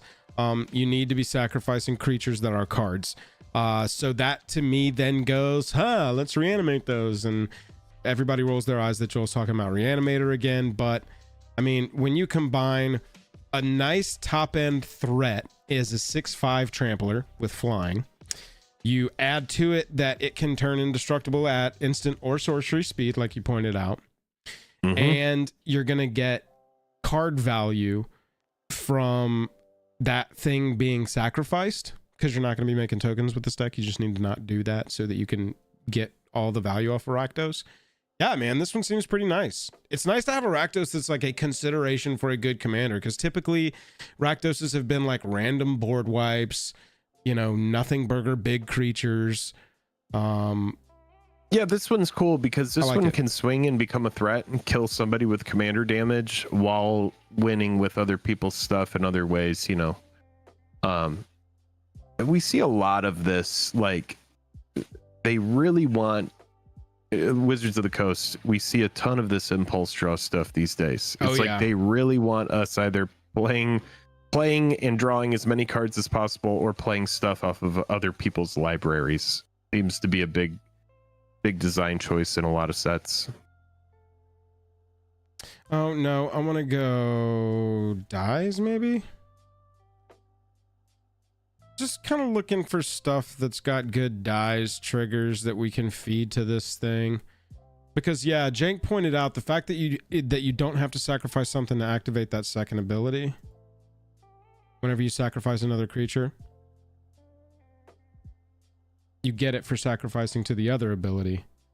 And this this happens as many times as you sacrifice another creature with a mana value. Oh, and it's target player's library too. No, it says activate only once each turn though. Down here, sacrifice another creature. Oh, I see. I'm talking about whenever you sacrifice another creature. So if you get a altar on the battlefield, we can sort of at will, you know, say there's a board wipe. We sacrifice one of the creatures to Rakdos. Rakdos goes indestructible, survives the board wipe. Now let's sack the rest of our stuff to our altar. And then until our next end step, we can play those cards and spend mana of any color. So yeah, interesting. You've talked a lot about Riku. Yeah, this one's pretty good. There's a nice chunk of cards that can support this. One of the best is Plainwhite Celebration. Shout out Boil Quest. Little War of the Spark card is pretty good. Whenever you cast a modal spell, you're going to be doing... So whenever you cast a modal spell, choose up to X, where X is a number of times you chose a mode for that spell. So if we Plainwhite Celebration, do 4 things, we're going to be getting 4 Riku triggers. So pretty interesting card. I think it's a card that's casual as well. I think it's pretty fun. Yeah. It's got different things that also work nicely together though. So if you do decide to go like a doubling season, you got the bird tokens, you have 1/1 counters that you can put on Riku. It is a commander that I'm building that I think is fun, but I'm also a very Johnny kind of player. I just like that it's a toolbox commander that lets me play a bunch of modal spells. But it will get better in time. The more modal cards that are printed in these colors, the better it becomes. So I think it's interesting. Exile the top card of your library until the end of your next turn. You may play it. Man, that's everywhere, huh? It's all over the place, man. They were like, people are criticizing us for putting draw a card on the commanders too much. Let's put exile the top card of your library. It creates tokens. It goes wide. No, the Riku. Yeah. The Riku, it creates tokens. It gets bigger. Yep. And it has velocity built in. So, you know, in addition to being a low mana value card, I think it's kind of good. Could be a little beater itself. Yeah. Roxanne Starfall Savant. Our little cat druid here with a chicken mount. Is a weird creature. 1 green, 1 red, 3 other, 4/3 cat druid. Whenever Roxanne enters the battlefield or attacks, create a tapped, colorless artifact token named Meteorite with, when Meteorite enters the battlefield, it deals 2 to any target. And tap, add 1 mana of any color. When you tap an artifact token for mana, add 1 mana of any type that artifact token produce. This card seems bonkers to me. It ETBs, it shocks something. The thing that shocked something is now a mana rock for you. So we've ramped. And by the way, we didn't just ramp 1, we ramped 2. So this card seems a little silly, little nutty but nutty. And it's wow, it's a big mana Gruul card. Finally, something that's going to allow us to ramp and Gruul. Ugh. We've been missing it, and here it finally exists. Thank God. Love it. Our colorless artifact token, you know, the 2 is going to hit a little utility creature. It's, you know, there's going to be, I would probably say, you know, 30% of the time you're going to be going, I'll just do 2 to your face, I guess, and that'll be that. If there's no utility creatures, it's like, yeah, I guess I'll pick off your token, you know, stuff like that. But it's still a shock. You still get 4/3. It's all about the utility though of those meteorites tapped for 2 mana. 2 mana of any color. Yeah, life. Yeah, life with Luke. It absolutely does hit relevant things. It hits great utility creatures for sure. We could find a ton of power 2 or toughness 2 or less creatures that are fantastic in Commander that you want off the battlefield. But I think sometimes you're gonna not have a target for the meteorite, just being 2 damage. Whenever you tap an artifact token for mana, so if you sacrifice a treasure token, you get 2 mana. Yeah, right? Because we tapped the artifact token and we are doing the whole thing for mana. Okay, so treasures make 2 manas as well. Oh, good. More ramp. I was hoping that they were going to print some cards finally that made treasures good. And look at Roxanne, bro. Yeah, pretty good. Does this work in the 99 of Ren and Siri? Yeah, it's a cat. It's a fantastic cat. Kitty cat. It's not going to work on treasure. Ace seems like a good target. All right, hang on. We're gonna do a little Google here. Once we get past this first segment, chat, we're gonna talk about our sponsors. Yeah, absolutely. We're getting to the end of these. There were 33.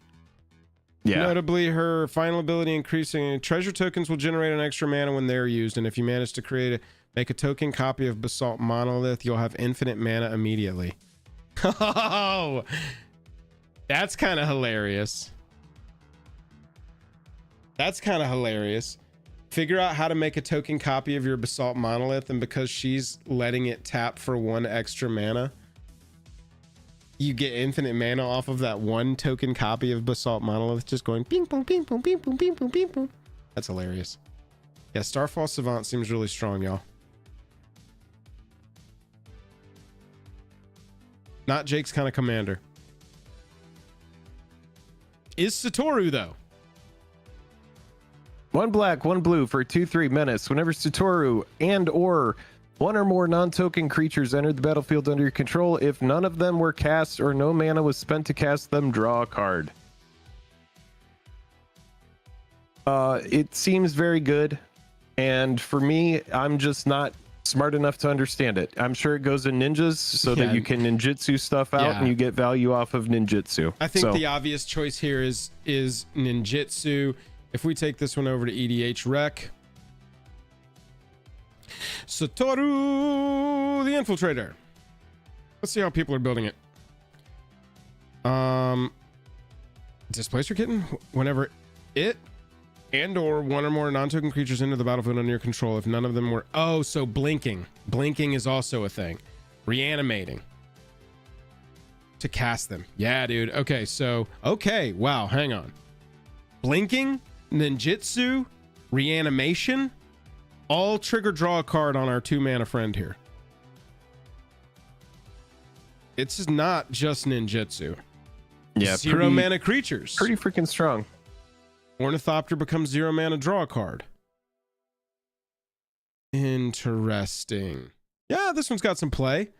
This one feels like a really sweaty little build, potentially. Oh, yeah. Get in there and get crazy. Yeah, I could see it. Interesting choice for a commander there. Cascading. I don't know how much Cascade is going to be in these colors.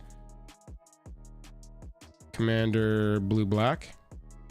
Oh, you got 12 Cascade cards. Oh, yeah. Deny Reality, Forceful Denial. I forgot about those. Yeah. Yeah, those are okay. Yeah, you could put a couple of these in here. Just to get the extra draw cards, free spell, and then draw a card. That's not bad. Satoru's kind of cool. Selvala. Eager Trailblazer here. A white, a green, a 2. Yeah. A white, a green, a 2 for a 4/5 Elf Scout. New Selvala says Vigilance. And whenever you cast a creature, create a 1/1 creature token. With tap, target creature you control gets +1/+0 until end of turn at sorcery speed. Tap, choose a color, add a mana of that color for each different power among creatures you control. 99. 100%. Cast a creature spell, get the thing. Yeah, I mean, OG Selvala can't be I don't beat. want it at the helm of a deck. I don't care. It's like it works in the 99. I see it definitely having a home somewhere there, but yeah, I don't see it being really good at the helm of the deck. No. Especially in Selesnya, there are so many better options. Cast a creature, get a 1/1. That's never a bad, terrible thing. Cast a creature, get a 1/1. That's strong. A lot of the strongest decks are doing that kind of thing. And then but a Mana Rock Commander at 4 mana. Add a mana of color for each different power. No. Even the shit that you get Sure, it could be pumping your stuff, but it's not going to be anything notable. Right. This is one I'm interested in.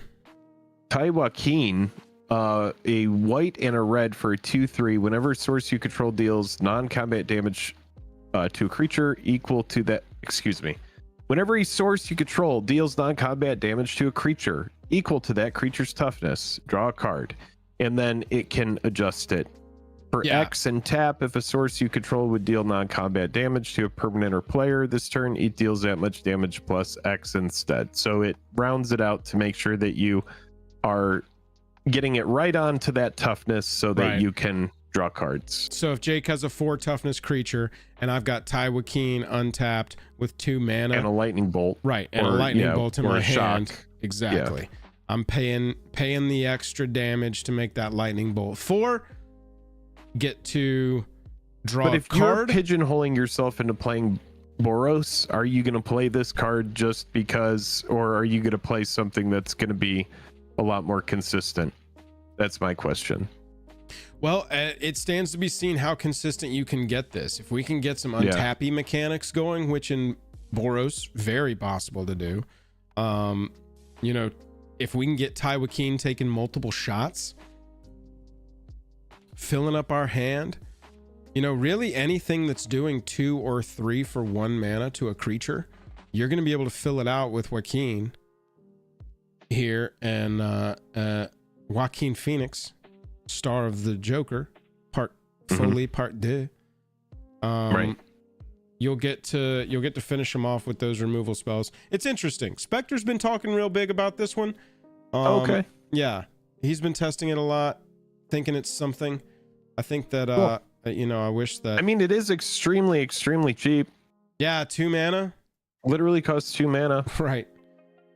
We got 2 left here. Vraska the Silencer, a green, a black, and 1 for a 3/3 Gorgon Assassin with Death Touch. Whenever a non-token creature an opponent controls dies, you may pay 1. And if you do, return that card to the battlefield tapped under your control. It's a treasure artifact with tap, sack this artifact, add a mana of any color, and it loses all other card types. Kill your opponent's creatures, turn them into treasures for you. Ramp on your crime committing.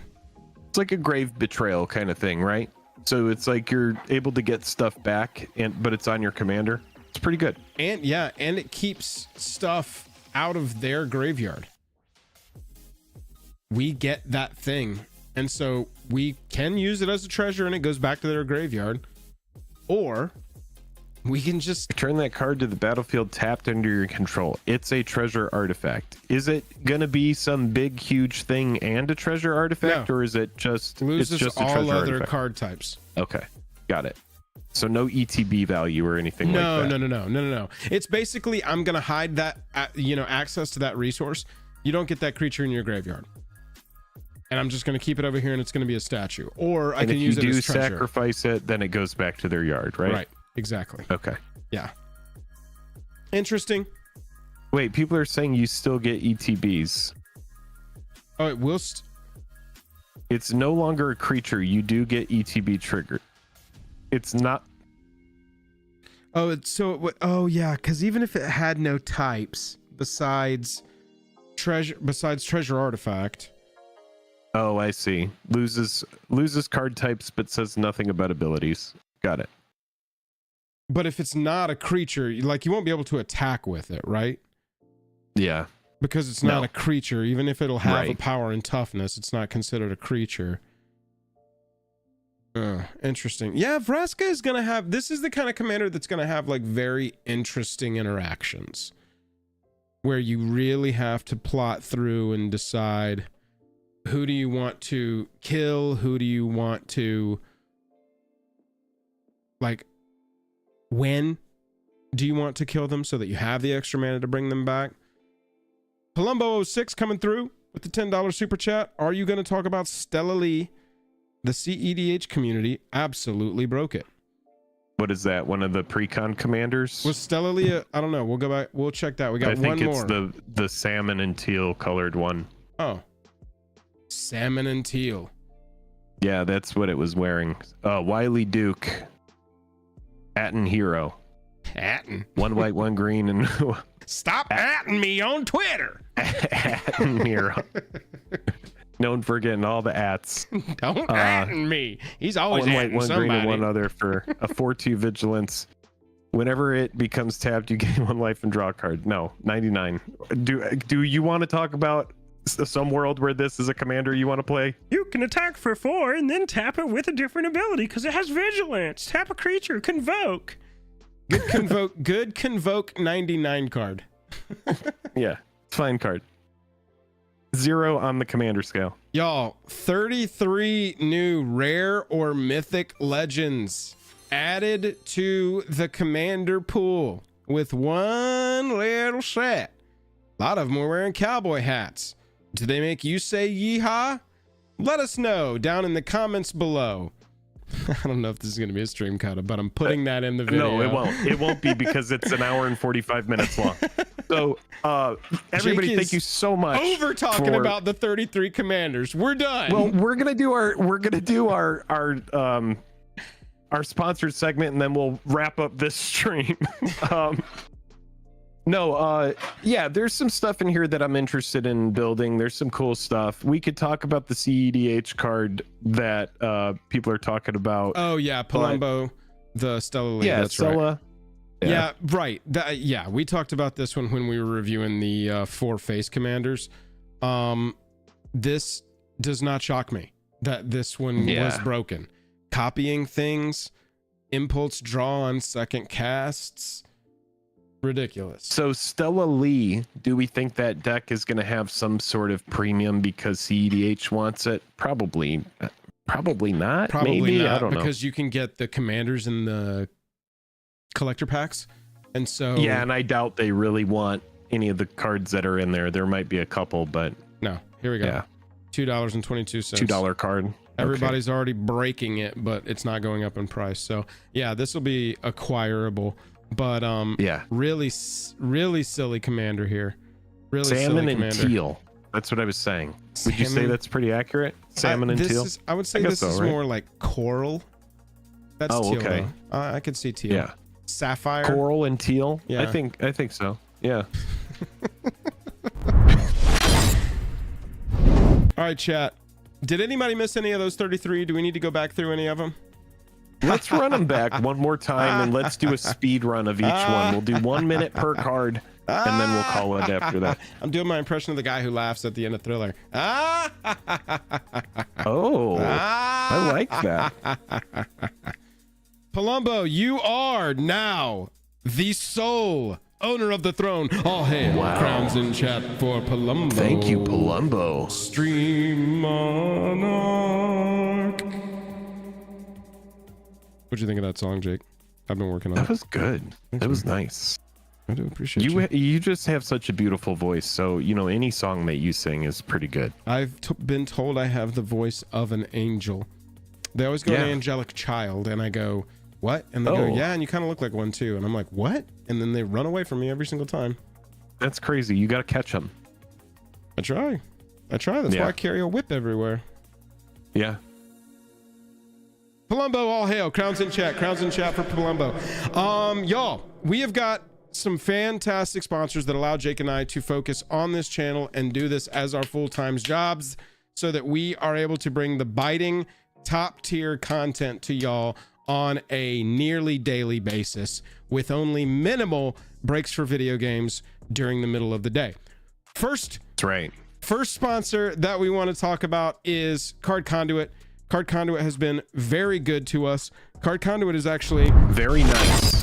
A beautiful segue into our little San Francisco trip that we were talking about. So what Card Conduit is a buy list service. Very simply, you've got a stack of cards that are all over $1. All these are over $1. You're just not playing them. But man, I've really been wanting that Mothman deck. I really want it. And so what you do is you take those cards that you know you don't want, but you know are over $1, you mail them to Card Conduit, they go, and then they sell them for you. But what if what if I need to check the price of all the cards, man? I don't know if I have the time to check the price of all those cards. Is there any way to like check the price on Card Conduit? There's a card price checker so that know exactly what the card is. I always search for Oko for some reason. Look, Oko the Trickster. Oko. Retail price TCG low. You see how they have a comp price right there? This is what you could get for it if you just go sell it. Let's look at a little more expensive one here. You could go sell Oko Thief of Crowns, Throne of Eldraine Borderless for $22. Or you can send it to Card Conduit with a big stack of cards, not worrying about selling cards individually, and you can just get $15 for it and move on. Y'all, move on with your life. There was a comment that I put on Twitter the other day. I'm not going to go find it right now because I tweet too much and I'll have to scroll too far. But somebody was like, yo, I got like $700 off of this thing and they took like $17 in fees. By the way, use code JAJAM when you check out over there at Card Conduit and you are going to get 10% off your fees, keeping even more money in your pocket. Now, I said that this transitions, Jake. It's even fun sometimes over there to just start a cart. I'm just going to say this. Like, say you have a stack of cards. You'll just go over there and start an order. You can always cancel the order, but you can start one and just like throw stuff in a cart. And then before you know it, you're looking at a bunch of stuff that you really weren't using or not playing anyway. And your order's worth like $150. You could take that and put it towards some cards that you want to play. That's right. Or you can just That's a full set of all the commander decks for a set right there. All 4 commander decks. Boom. DNR saying I got $530 for 65 cards. Y'all. And it was as easy as mailing them and they send you a check. That's it. That's all you got to do. The more little pre-work you do. A little bit. I think it takes like maybe like 5 business days for the payment to go through. And then after that, you're golden. This right here, you can see their different services.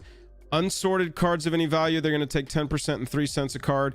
Unsorted cards worth $1 or more. This is the one I really recommend right here. 5% of total value they take, no fee per card. And then if you do sort them out and it's a really meticulously, like you're sending them something they don't have to put in any order. This is what I do. That's what Jake does. 2%, baby. They're taking 2%. And they're going to do all the work for you and then send you a check. Also want to mention with Card Conduit, in addition to their fantastic services, they are sponsoring us to go to Command Fest San Francisco 2024. So are you shout out to Laughing Dragon. Yeah, Laughing Dragon sponsoring this. If you are in the Bay Area, April 19 through 21, or you can get to the Bay Area April 19 to 21, you're gonna have a fantastic chance at running into us because we're gonna be at Laughing Dragons Laughing Dragons Wizards of the Coast's Magic the Gatherings Command Fest San Francisco April 19 through 21. It's going to be a great time. Definitely come see us. And we don't really have a code for anybody to save on money for this event. But if you do end up signing up for this event and you hadn't heard about it or hadn't planned on going, but now you are, definitely leave in the notes or something. Say, heard about this on Jake and Joel's stream. I think they're trying to really get the word out and get some folks to come here as we get super close. I know that we're just like a week out. So think about that. Yeah. Come by and say hello. Cool. Absolutely. Zach G. Love to see you, man. That'd be great. Walter, come on by, man. Let's talk about our newest sponsor on the channel because holy cow, we have a new sponsor. Some stuff to talk about, y'all. Friday night, we are going to be live again because we are going to be, I'm trying to copy this text here. Here we go. I'm going to drop this in chat for y'all. Going to be on Drip. We're going to be live on Drip. It'll be cross-streamed onto YouTube, so you'll see when we go live. But if you could do me a favor, me and Jake, right now, it will make us look awesome to this brand new sponsor. I just dropped a link there in chat. That is a referral sign up for Drip. You're going to get some free credit to use on their website, somewhere between $10 and $250. I think right now that our record is 17. Spectre, are you in chat, or any of the patrons who were there earlier? The record right now for somebody getting Drip credit is $17, and I want to see if anybody can get like 50 or even 100 of the 250. But that referral link is going to show you our show, which is scheduled for Friday at 9 p.m. Eastern. 9 p.m. Eastern. We are going to be live over on Drip. We're going to be giving away this box of Fallout Collector Booster right here. All the packs coming to you for free. We're going to be selling some cool stuff, and we've got some stuff for auction as well that we also think is pretty cool. Jake and I have worked hard to like kind of set a little foundation here, see what y'all like, see what we like, and see what works well for us in the channel. So use that link right there. Go sign up for Drip. LP got $10. Nice. The Great $11 got 11. got Great. Okay. Okay, right. cool. I want to see somebody beat that 17. Now we're going to be giving, like Joel said, a ton of stuff is getting given away. So depending on how many people end up showing up for this stream, let's just say by the law of odds, you're going to have a pretty good chance of going home with something free. For sure. Now, without digging too much into how much stuff is going to be given away through our sponsorship, just expect that most of the streams we're going to have some giveaway stuff. Yeah. So please come through. We're starting off with a bang. Buy anything. I mean, expensive. But yeah, it's going to be pretty cool. And then I also I see it looks like you have Strixhaven on there. Yep. I even sent some Strixhaven packs over to Joel. That is a channel asset that we've had since like April of 2021. So if you want to come get some Strixhaven packs, maybe you get that very beautiful Demonic Tutor or some of the Mystical Archive cards. There's going to be some stuff there as well. But yeah, this is going to be something that we're, at least going to be doing for the next 3 months and maybe longer. We're going to see how it goes. Yeah. So yeah, if this is something that you're interested in, I know some people were asking earlier about Whatnot. That is something that, they're great. That's a great spot over there, but this worked out more like with what we're trying to do on the channel. And so Drip and Jake and Joel Magic are a really good fit. And we've made sure of it. We've worked on this one, y'all, for like we've been working with 4 or 5 weeks right now. Yeah, we wanted to make sure this was correct. So you can make us look awesome by clicking on that link. Go and sign up for Drip. See how much credit you get. Let us know if you beat $17 just for our own edification. And click RSVP on this show. They really want to see that our community is like excited to come out and be at this show. So at least for this first one, please go to that link, sign up, and click RSVP on this show. I'd like to try and get 100 people RSVP'd on this show before we go live Friday night. So we got to dress nicely. Yeah, we're going to be dressing nicely. It's going to be a whole, like we said earlier, it's going to be a shebang. So if you like a shebang or you have dreams about going on stream and getting free booster packs, this is the time. Your dream could come true. You could get a booster pack for free. That's right. On a stream. And then, yeah, we're selling some signed stuff as well. If you want to come get our first serialized, we decided to make these fun little bundles of serialized cards, and of Commander Staples, and then we serialized them, and it's going to be fun. Yeah. Anyway. Yeah, we'll show some cool stuff off on Friday. Might even have some other surprises going there. Been working on games that we can play during the stream with y'all. Y'all can win some stuff. Should be cool. Also, our sponsor, TCG Player. Yep, TCG Player, best place to buy. Y'all see them in all of our videos. If you ever check out at TCG Player, click on our link before Definitely you do. Use our affiliate link. Yep. All that stuff. Dragon Shield, you love the sleeves. And Moxfield for deck lists. Y'all, you see all these websites and everything. But let's highlight specifically, Jake, sponsor MTG Stocks. Their premium service over here, y'all. Let's go to MTG Stocks. We got to go to our Jake and Joel page. I love going to this. Jake and Joel. Da da da da. Wow, look at it. It's so beautiful. MTG Stocks pops up in a lot of our videos, y'all. Tons of fantastic information over here. And I got to tell you, it's privately owned. It's one dude. He is the man. The website is so valuable to us. We have made so much content with these. It's just such a good resource for people that yes. want to get the most out of the collection. I know I say that all the time, but that's really what I use it for, is just like, oh, this is a card that I might need to get rid of. Or I might be like, wait, why did this card spike in price? Well, most likely there's an article over on MTG Stocks about a card that has spiked or cards that are losing value.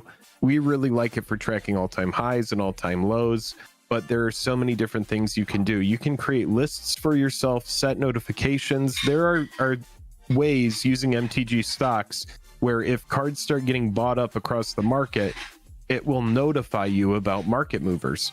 There's so many random features that you don't know about in MTG Stocks Premium that you should explore. So definitely check it out. Yep. We appreciate it. Hijinks, we appreciate that question. That is the end of our sponsored segment. Huge shout out to all of our sponsors. We really appreciate y'all. They support us, so y'all go support them. That's it. See, there you go, hijinks. That's all it was. We just wanted to take what was that? Somebody time it. 10 minutes, 15. It wasn't that bad. That wasn't that bad. Maybe 10 or 15 minutes. Yeah, we're getting it down. We're getting it down. We're getting to the meat. We're getting to the what you want to see. And Jake, I gotta say, what I want to see is we already did the meat. The meat happened. The meat. There's maybe like a little bit of dessert left, but we did the big segment, which is the 33 Outlaws of Thunder Junction commander cards. Talking about the meat of the ad. So if you, are you the meat are of you the terrified ad. that we're gonna go analyze more commanders right now? Let's do 25 more. Yeah, absolutely. No, I was just saying for hijinks, if you did miss, we just had a massive. We analyzed 33 segment. Commanders tonight. There was a lot of meat. The meat of the ads. There was a ton of meat. We're good at getting that across as well. We got to touch on the backup Precon commanders. If it is an Outlaws of Thunder Junction and it is a legendary, we talked about it. I don't actually think we have. They're talking about the secondaries here.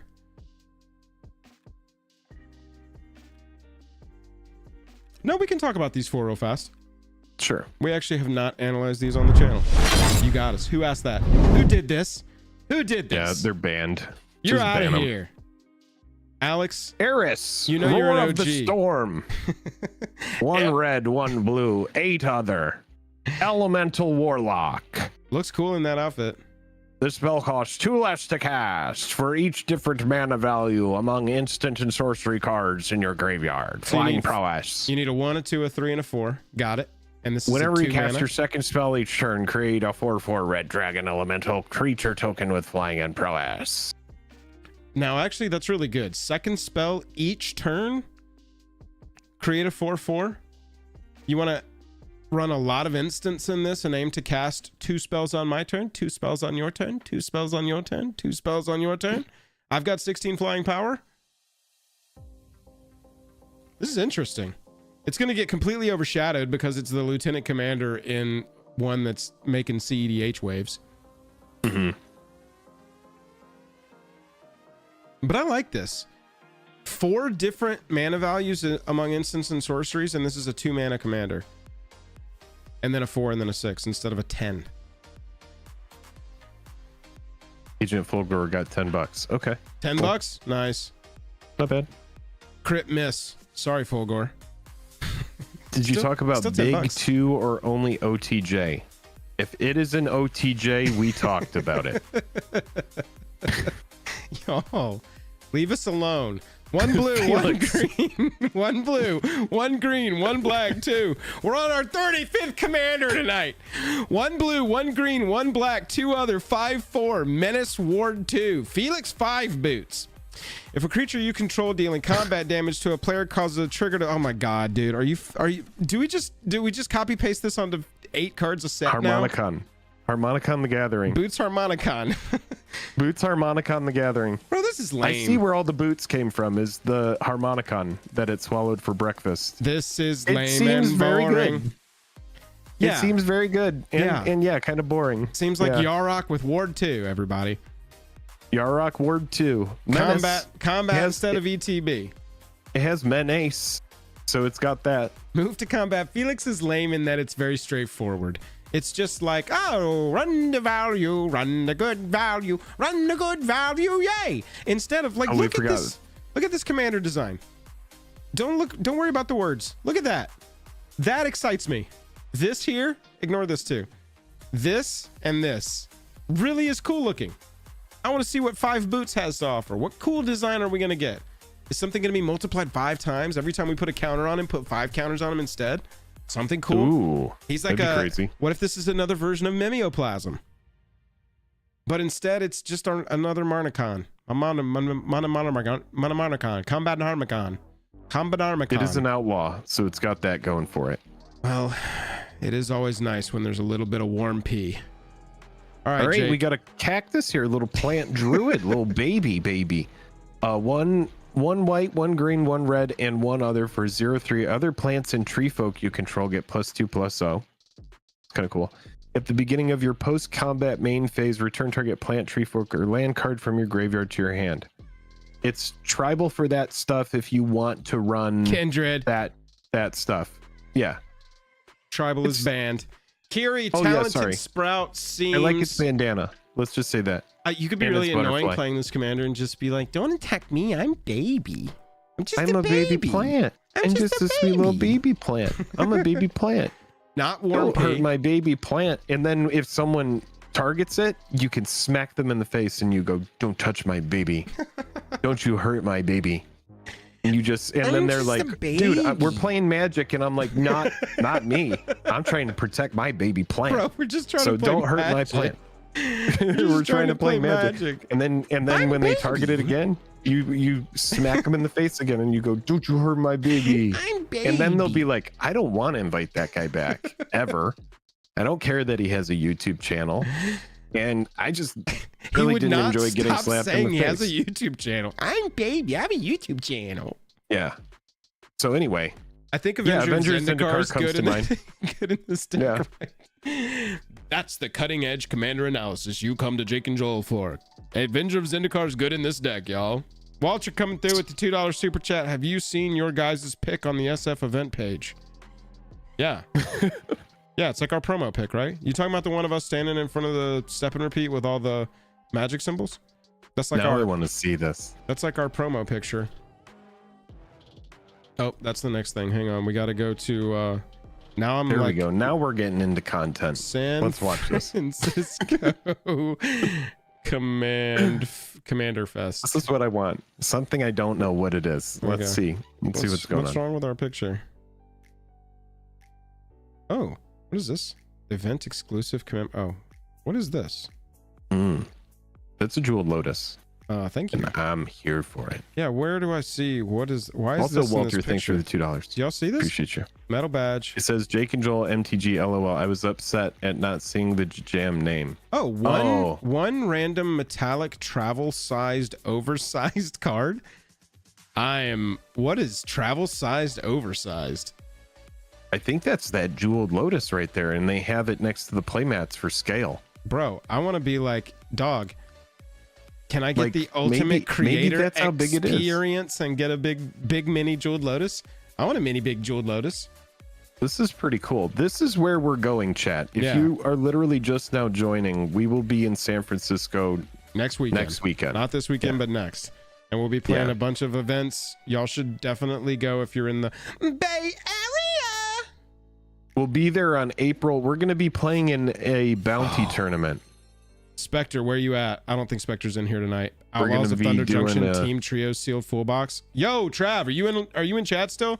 I think he had an event tonight. I think Travis has people that he's playing with already. Bro, we got to get on this. Team Trios Sealed Full Box Outlaws. Yeah. Ja boy. All day, every day, Walter. Not that, but you know, we're there in San Fran to do this. Jake and I have like giant commander looks fun. Oh, dude. Bro. Yes. That looks good. Starts at 4:30. Hell yeah. We'll be there until 10. Oh my God. That's true. What day is that? Oh, I don't see the pictures though. Oh, let's go to probably what? Oh, artists and community guests. Yeah.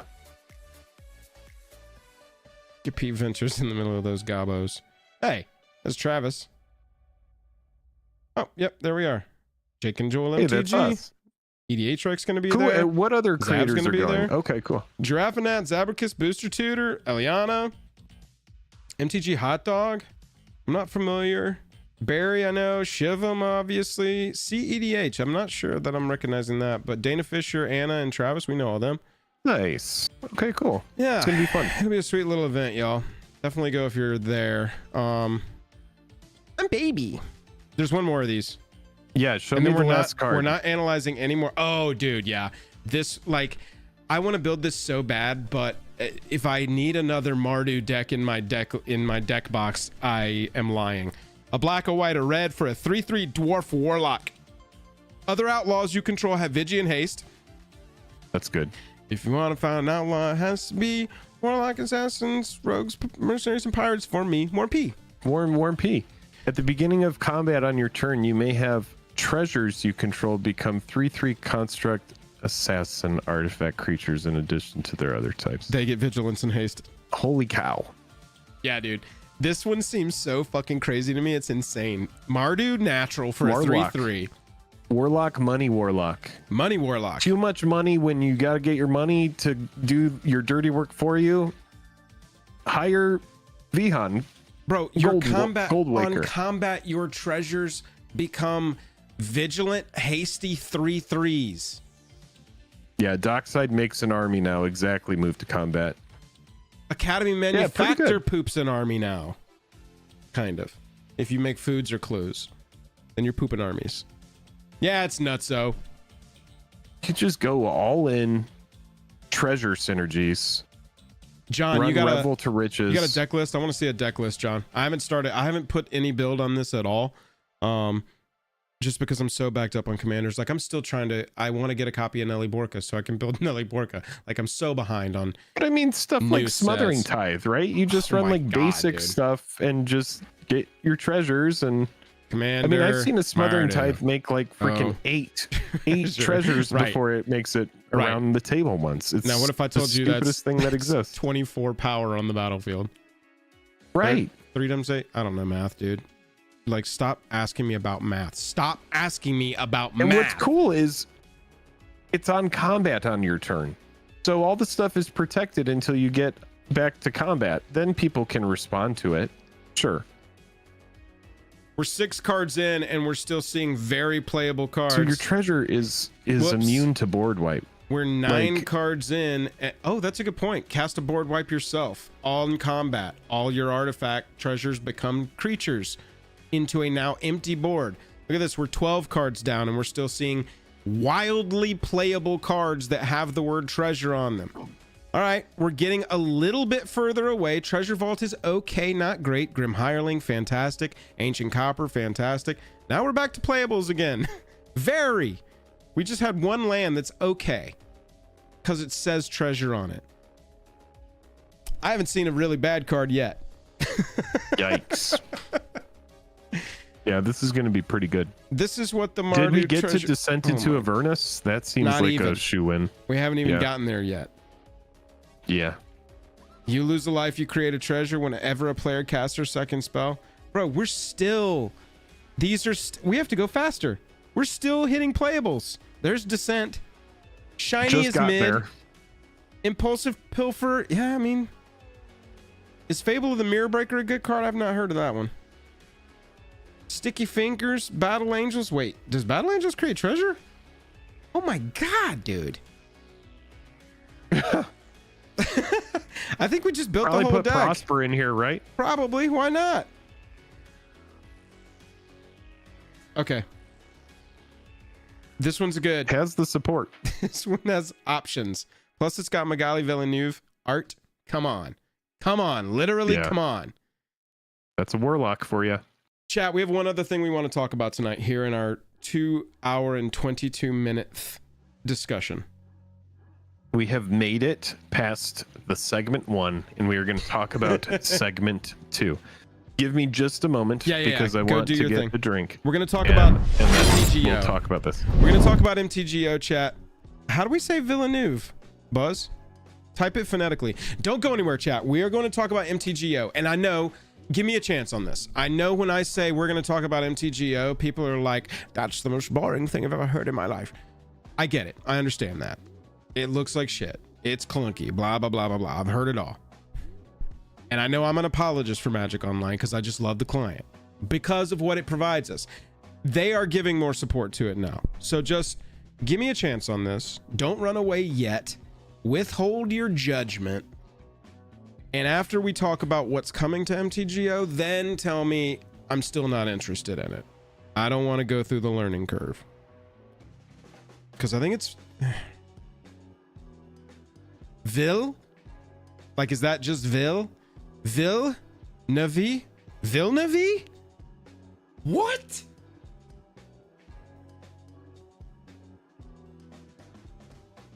You're telling me it's pronounced Vilnavi? No, that doesn't even make sense. That doesn't make sense at all. Just Blaze said that's going in Negan Caesar deck. Oh my god. Villeneuve.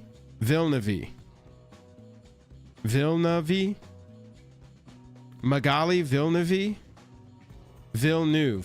Yeah, rip and ship. That's what I thought. I just added a Villeneuve. Okay. Everybody type in how you think it's phonetically pronounced, and I'll say all of the options, and eventually we'll get the correct one. The AI listening will hear me say it correctly, and it'll be able to replicate it in the future. Nico, very possibly. Very possibly. Very possibly. Viani. Magali Viani. Magali Vanilla.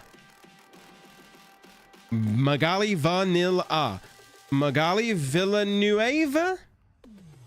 It's closer than what I was saying. Does anybody play MTGO anymore?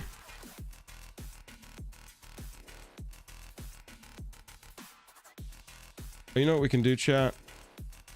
Codern was nice enough to send us some links to a sweet video of his, and we can watch that while we're waiting on Jake.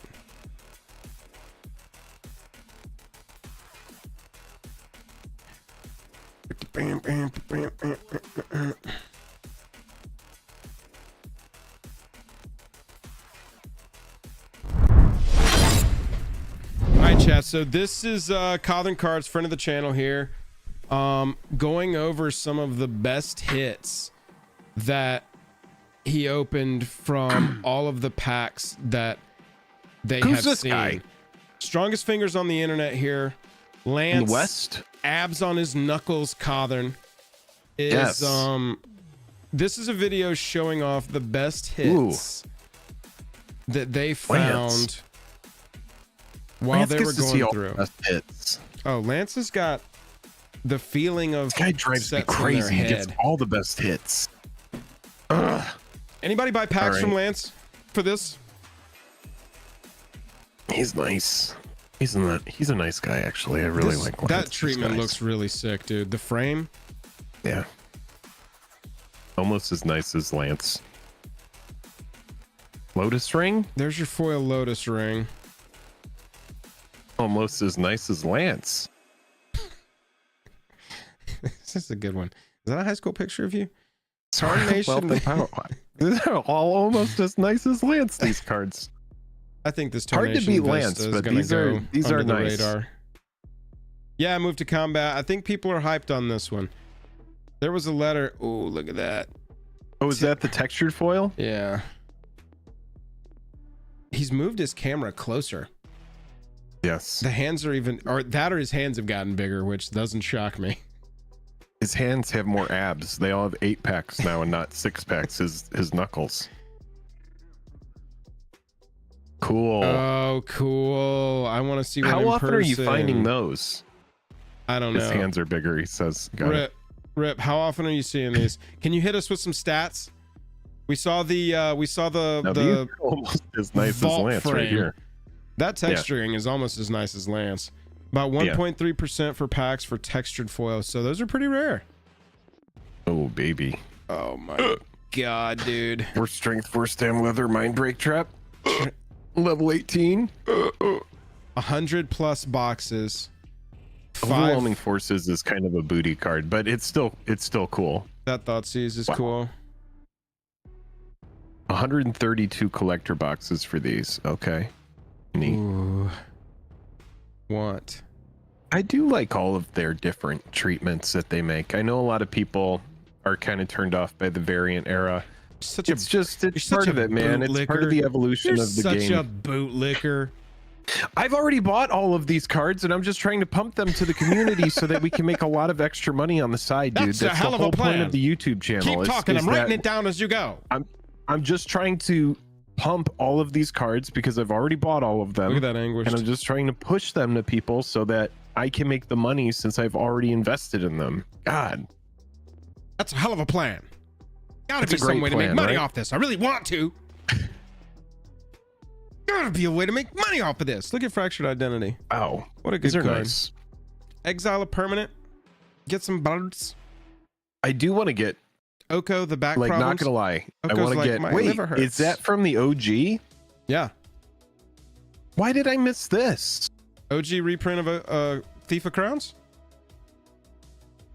I didn't realize that they put the OG in here. Jaboy. That's cool. All right. Jaboy. Yeah, the sword is pretty sweet.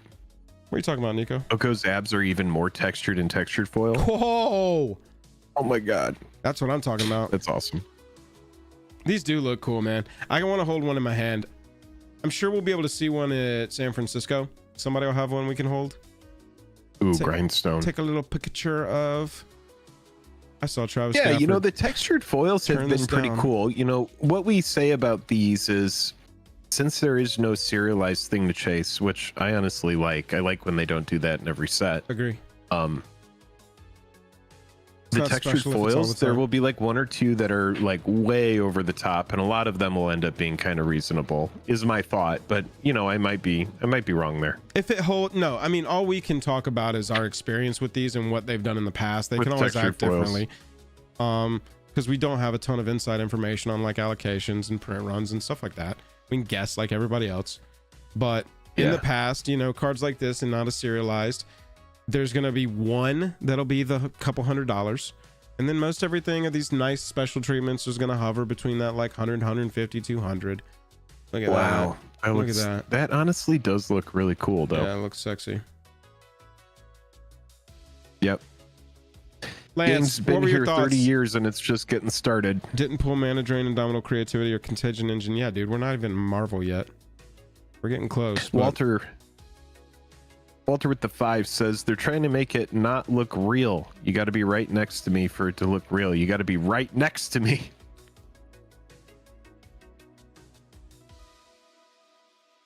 That's cool. Lance, thank you for sending that over. We do appreciate it, my friend. Sending that over. It's fun to look through that stuff there. Magic Online. I really do want to get the Jace. I just want to say that before we move on. That is going to be my main thing, is I want to get 4 of those, because I actually think that somene's going to find something for that card. I haven't bought any yet. Half Jace, half Ashiok. A million Jace. I just want to get my 4. I don't know if y'all saw this news, but MTGO, when you sign up for it, there's a $5 fee and then you're in. That's been a thing for a while, and you get a big selection of cards when that happens. Yeah. They have upgraded how much you're getting, what you're getting in that $5 account upgrade kit that makes your account able to like play online and receive trades and buy stuff from the store and stuff like that. Because you can go and create a free one with limited access, but it's that $5 that gives you full access. Now with that $5, you're getting a Pioneer deck, a Pauper deck, a Commander deck, a Legacy deck, and a Modern deck already built. And they've got the lists here on Moxfield. Let's look at the Braids Commander deck just to get like a feel for it. Braids Arisen Nightmare. I mean, I've been talking the praises of this commander in and of itself. So what is this? This is a full commander deck that you get? Full commander that is now just like on Magic Online accounts that have paid the $5 to have that like upgrade piece. Okay. In this deck, I mean, they didn't skimp you on the playables in here, y'all. Wait, and all this stuff gets added to your collection and you can use it automatically. Like I'm just gonna start the process now of logging in because I'm thinking it's gonna have to update. Yeah. We'll go look because these should be on our accounts because we already have the account upgrade. And so if this has already gone live, which we'll double check. But yo, like Jadar, Midnight Reaper, Ayara, Nightmare, Morbid Opportunist, Zulaport, Blood Artist. All of these are discarding each opponent, like crazy stuff here. Gray Merchant, Massacre, Sir Conrad. And this also comes with the news, Dark Writ, that competitive commander is coming to MTGO, correct? Right. Yeah, there's a ton of stuff. There's a ton of stuff. So the account upgrades, you're now getting these Precon decks that are ready to roll. The instant collection that is added includes 2 40-card playset cycles of the Temples and the Checklands. You just get those now. You had to buy those in the past. Sweet. It's pretty sweet. It's packed with good stuff players are actively running in decks, not random bulk. The 5,000 cards that you are getting for the $5. And the biggest piece. Yep. The Commander Workshop. Boom. Here it is. For $39. Oh, yeah. For $39, you can buy a 2,000 card Commander Workshop. And I don't know if y'all are seeing some of these cards that are just thrown in here, but Wheel of Fortune, Sword of Feast and Famine, Nykthos, Urborg, Ozolith, just to name a few, Kozilek, Sliver Queen, Gnawbone, Archangel, Academy Rector. Yeah. All this ends up being really, really huge for anybody who wants to just onboard. This seems like a really big push to try to get people into MTGO. There are so many cards to brew with in this $39 pack, and y'all, on MTGO you only need one copy, and you can build it into as many decks as you want, and you just pull the deck and go play. That's pretty wild, dude. That's a lot. Let me log in over here and still log in front of everybody here. We're just going to see if it's automatically already in there. It seems like that would be the way to go. It's like it almost like it just sets you up for everything that you've missed, and then it'll be your responsibility when new sets come out to kind of like keep up with those sets and acquire what you need from anything new. Y'all have heard us talk about MTG a lot. It's MTGO a lot. It's got a steep learning curve. It's a clunky service. They are supporting the shit out of it. They're really trying. They've just started a brand new content creator program that we've applied to. We're still under review to see if we get accepted in. But the amount of support that they're putting on this is kind of insane. And then you get to what? Oh, check out the full card list. Oh, here on Moxfield. This will be even better. These are the 2,000 cards. Oh, can we look at them? Yeah, view as images. I mean, these are just included, and you get the one copy and you only need the one copy. These are just included in the set, and you're ready to go and start brewing, building. Yeah, just tons of stuff. Tons of stuff. Anampakal, Animar, Arachnogenesis. It's funny to see cards that are expensive in paper that are like cents online. But I've never seen in all my time playing MTGO, I've never seen an opportunity like this. You know, MTGO creators have typically, you know, we'll like try and make these lists for y'all and be like, look, you can get all of these commander playables for $10, and it's like 50 cards that are crazy. Mm-hmm. But this is an opportunity like I've never seen to get into the only digital way of like legitimately playing Commander. There's Cockatrice, and there's Moxfield. You can use the deck, deck testing thing on what is it called? Now, do they put like Bayou on there and stuff like that? Let's see. Like if we get to B, search type land.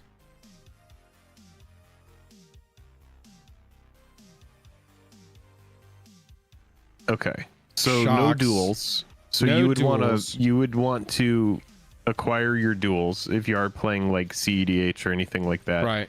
But stuff like that is actually far cheaper on MTGO. I'm pretty sure I have like a Gaia's Cradle on here and like a Mox Diamond and stuff. Yeah, right. Exactly.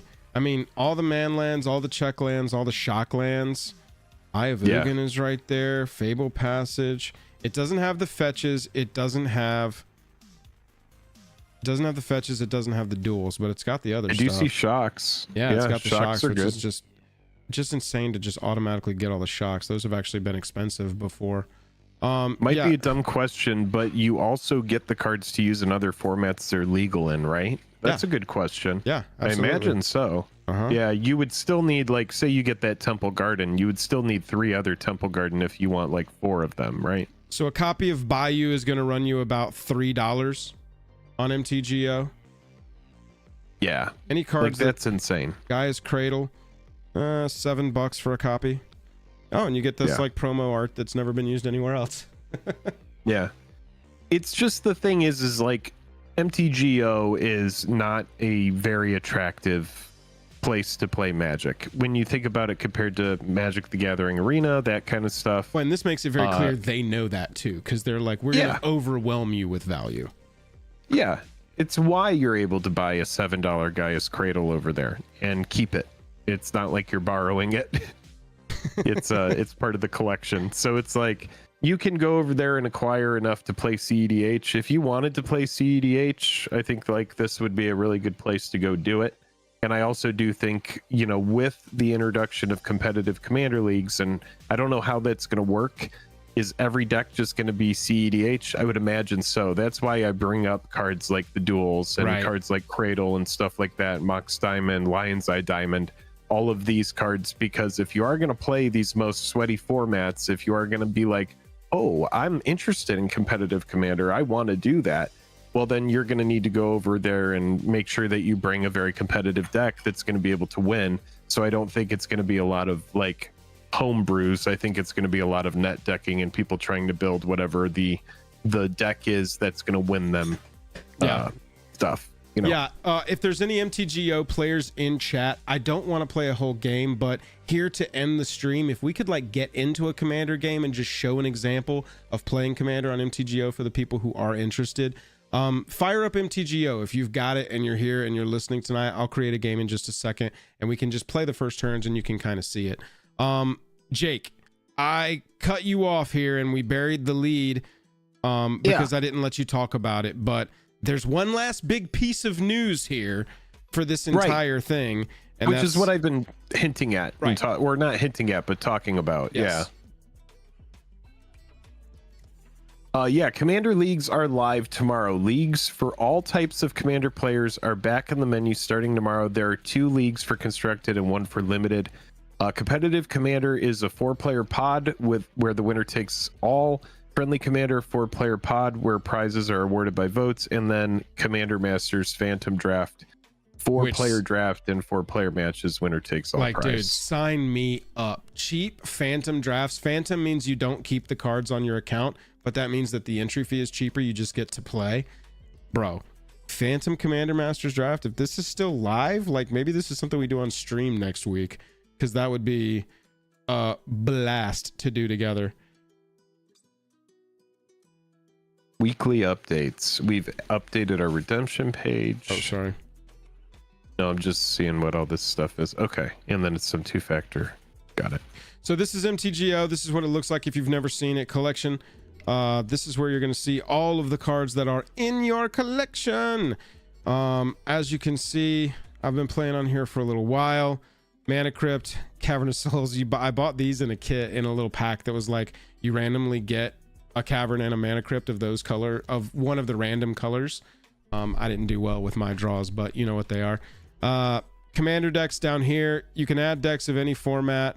I've got Athreos and Erebos and Corvold and Liesa and Negan built. You can tell what color I like the most in Commander.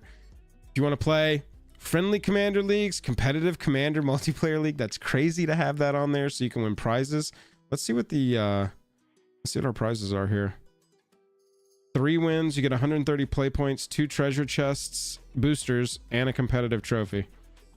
Wow, cool. That's really cool. Those play points, y'all, 130 play points. You can go to things like limited, Commander, Standard, and Pioneer, Modern, Legacy. Is it gonna be in? No. Oh, it's up here. Constructed, limited. I'm an idiot. Limited. You go into draft of like the most recent set. Commander Masters Phantom Draft. There you go. Right there. So this is Ends 40 June play points. 5th?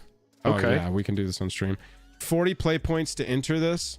So you can kind of see what you could be doing. You could be playing some leagues, using your prize ticks to go and get into a draft league over here. These prizes up 120 play points, 60 play points for a win. So for me, MTGO would be a really good way to try to get into some qualifiers or something like that, because I'm pretty sure MTGO has that kind of thing going on. Modern Showcase Challenge right here, Modern Leagues. Yeah, they do a lot of this kind of there's stuff. a lot of really good stuff going on over here that people don't explore very often, so definitely go check out MTGO. And this is not a sponsored segment either. Like, this is just something where we play it, that we like it. All the way back when we first started the channel, we would have MTGO leagues sometimes, and then MTG Arena came out, and that's really fun to do draft on. Commander, I do believe, will probably end up making it to Arena, but it's been a minute. I do think that the competitive leagues is going to be a good thing, but I do think a lot of people are going to be playing CEDH for that. If it's competitive and it's for prizes, people are going to bring infinite combos. Oh, There's no way that they won't. No, yeah, it's going to be... I think that's why they have the 2 different queues, so that it's just very clear. Y'all, competitive Commander multiplayer league, come on. You know, it's a really good place for data, man. Yeah. If they are looking at sanctioning actual CEDH paper events, which we've seen rumors or confirmed that they are doing, yeah, they're going to need data. They're going to need a lot of play, because there's a lot of decisions. That's a can of worms they're opening there, and they got to make a lot of choices about legality and what they're allowing, what they're not. Looking like we can't get anybody on that is okay for... Oh, there's Mbari. And so, you know, I'm loving that they are supporting MTGO, really leaning into trying to get more eyes on it. You know, if you've ever had any interest, now's absolutely the time, because I do like that massive card bank for $40. That seems like the way to go. So, yeah. And being able to get very cheap, like you have a Chrome Mox there. I'm sure that you probably only paid like $1 or $2 for that. The Chrome Mox? Oh, you even have multiple copies of Mana Crypt. Yeah, dude. Or is that just a skin? This? Yeah. No, I think I do have multiple ones. And well, I see one there that's in your deck. Oh yeah, I do have 2. Yeah. 2 different copies of it. Okay, so we got a game going on over here. This is what it looks like. Let me take us up here so it's a little easier to see what's going on. Oh, no, that's not right. Sorry, chat. Bottom right side, that's what we need, I think. I'm not sure how the scene looks. I have not... There we go. Okay, so we just gotta...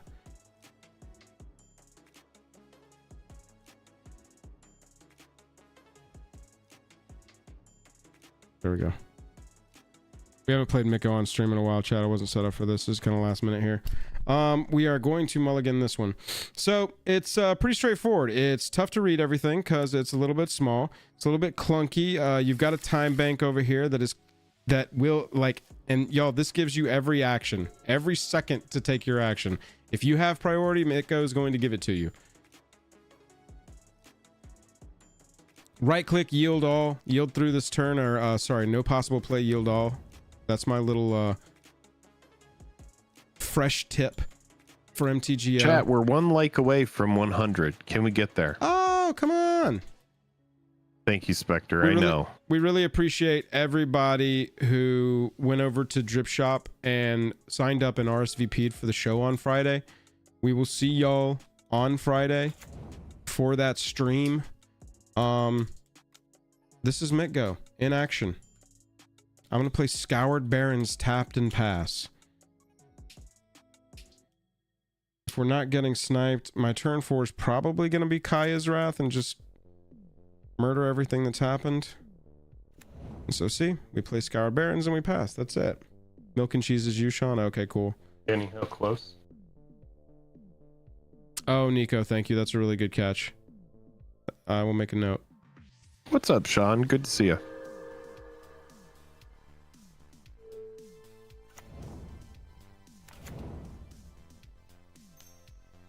Josh, make sure to ping me again if you're still in chat about your Dragon Shields you won. Nabari plays Grafdigger's Cage and a Memnite on turn 1.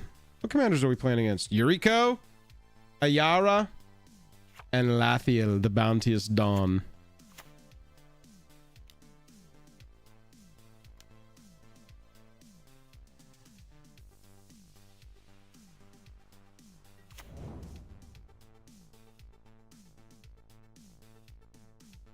Alright, I just nuked that one. Count, thank you for signing up on Drip. How much cash did you get?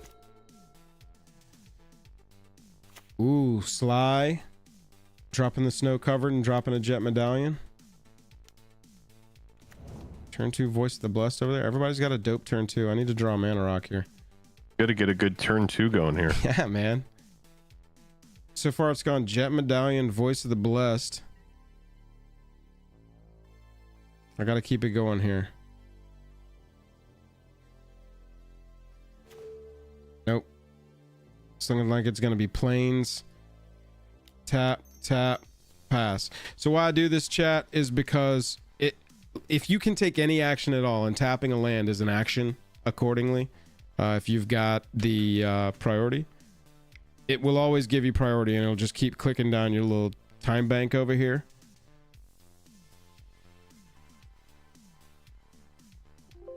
Yes, yes, I'm gonna skip. Yield until the end of the last guy. Right now I can yield all. Oh my gosh. Mem Knight, Phyrexian Walker. Oh, it's gonna attack and it's gonna be unblocked. And then Jitsu's gonna happen on turn 2. Oh, here we go. Attacking me? You gotta be shitting me. Want to come up here and punch the big dog, do you? Here they come. Yeah, here comes Yuriko. I don't know if they know what's on top or not. Hello, Yuriko.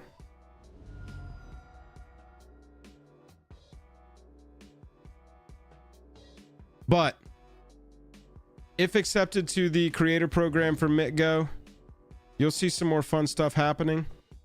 What got revealed? Oh.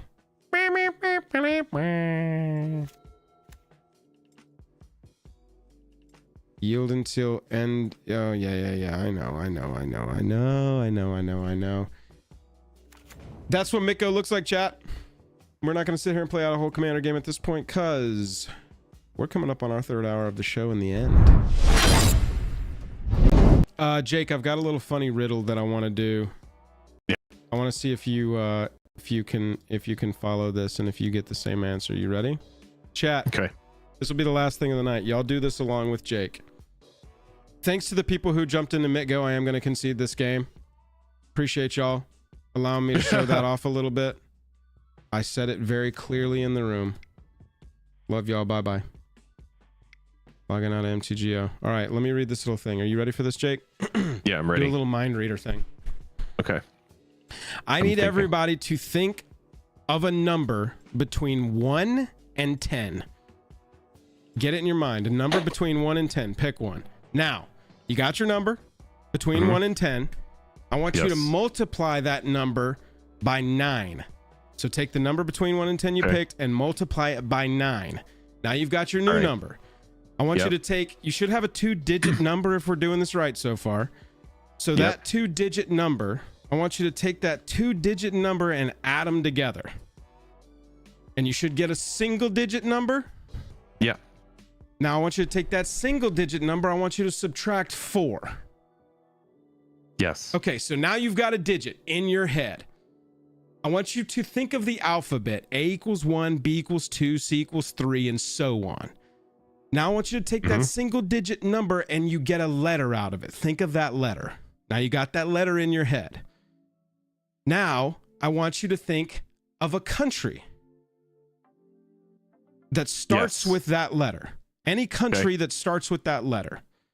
Yes. Okay, now you've got the name of a country in your head. I want you to think the last letter of that country's name.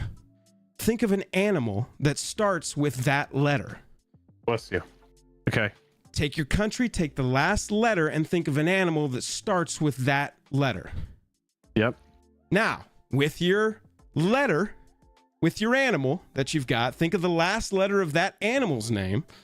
And I want you to think of a color with the last letter of that animal's name. Okay. And I want you to tell me, have you ever seen an orange kangaroo in Denmark, or is it just me?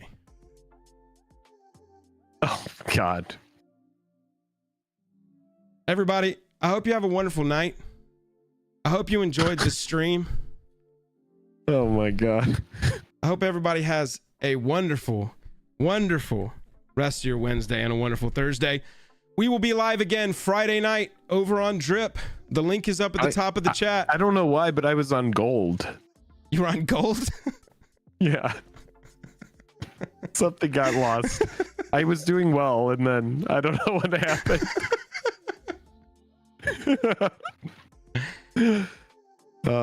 Chat, thanks everybody. We appreciate you. That's it for us tonight. Thank you all for hanging out. See you Friday night. We got some cool stuff to give away. What the fuck? Color starts with E. That was like something that Norm Macdonald would do. And I mean that as a compliment. I appreciate that. If I'm ever compared to Norm Macdonald, I take it as a compliment. Love you, mean it, everybody.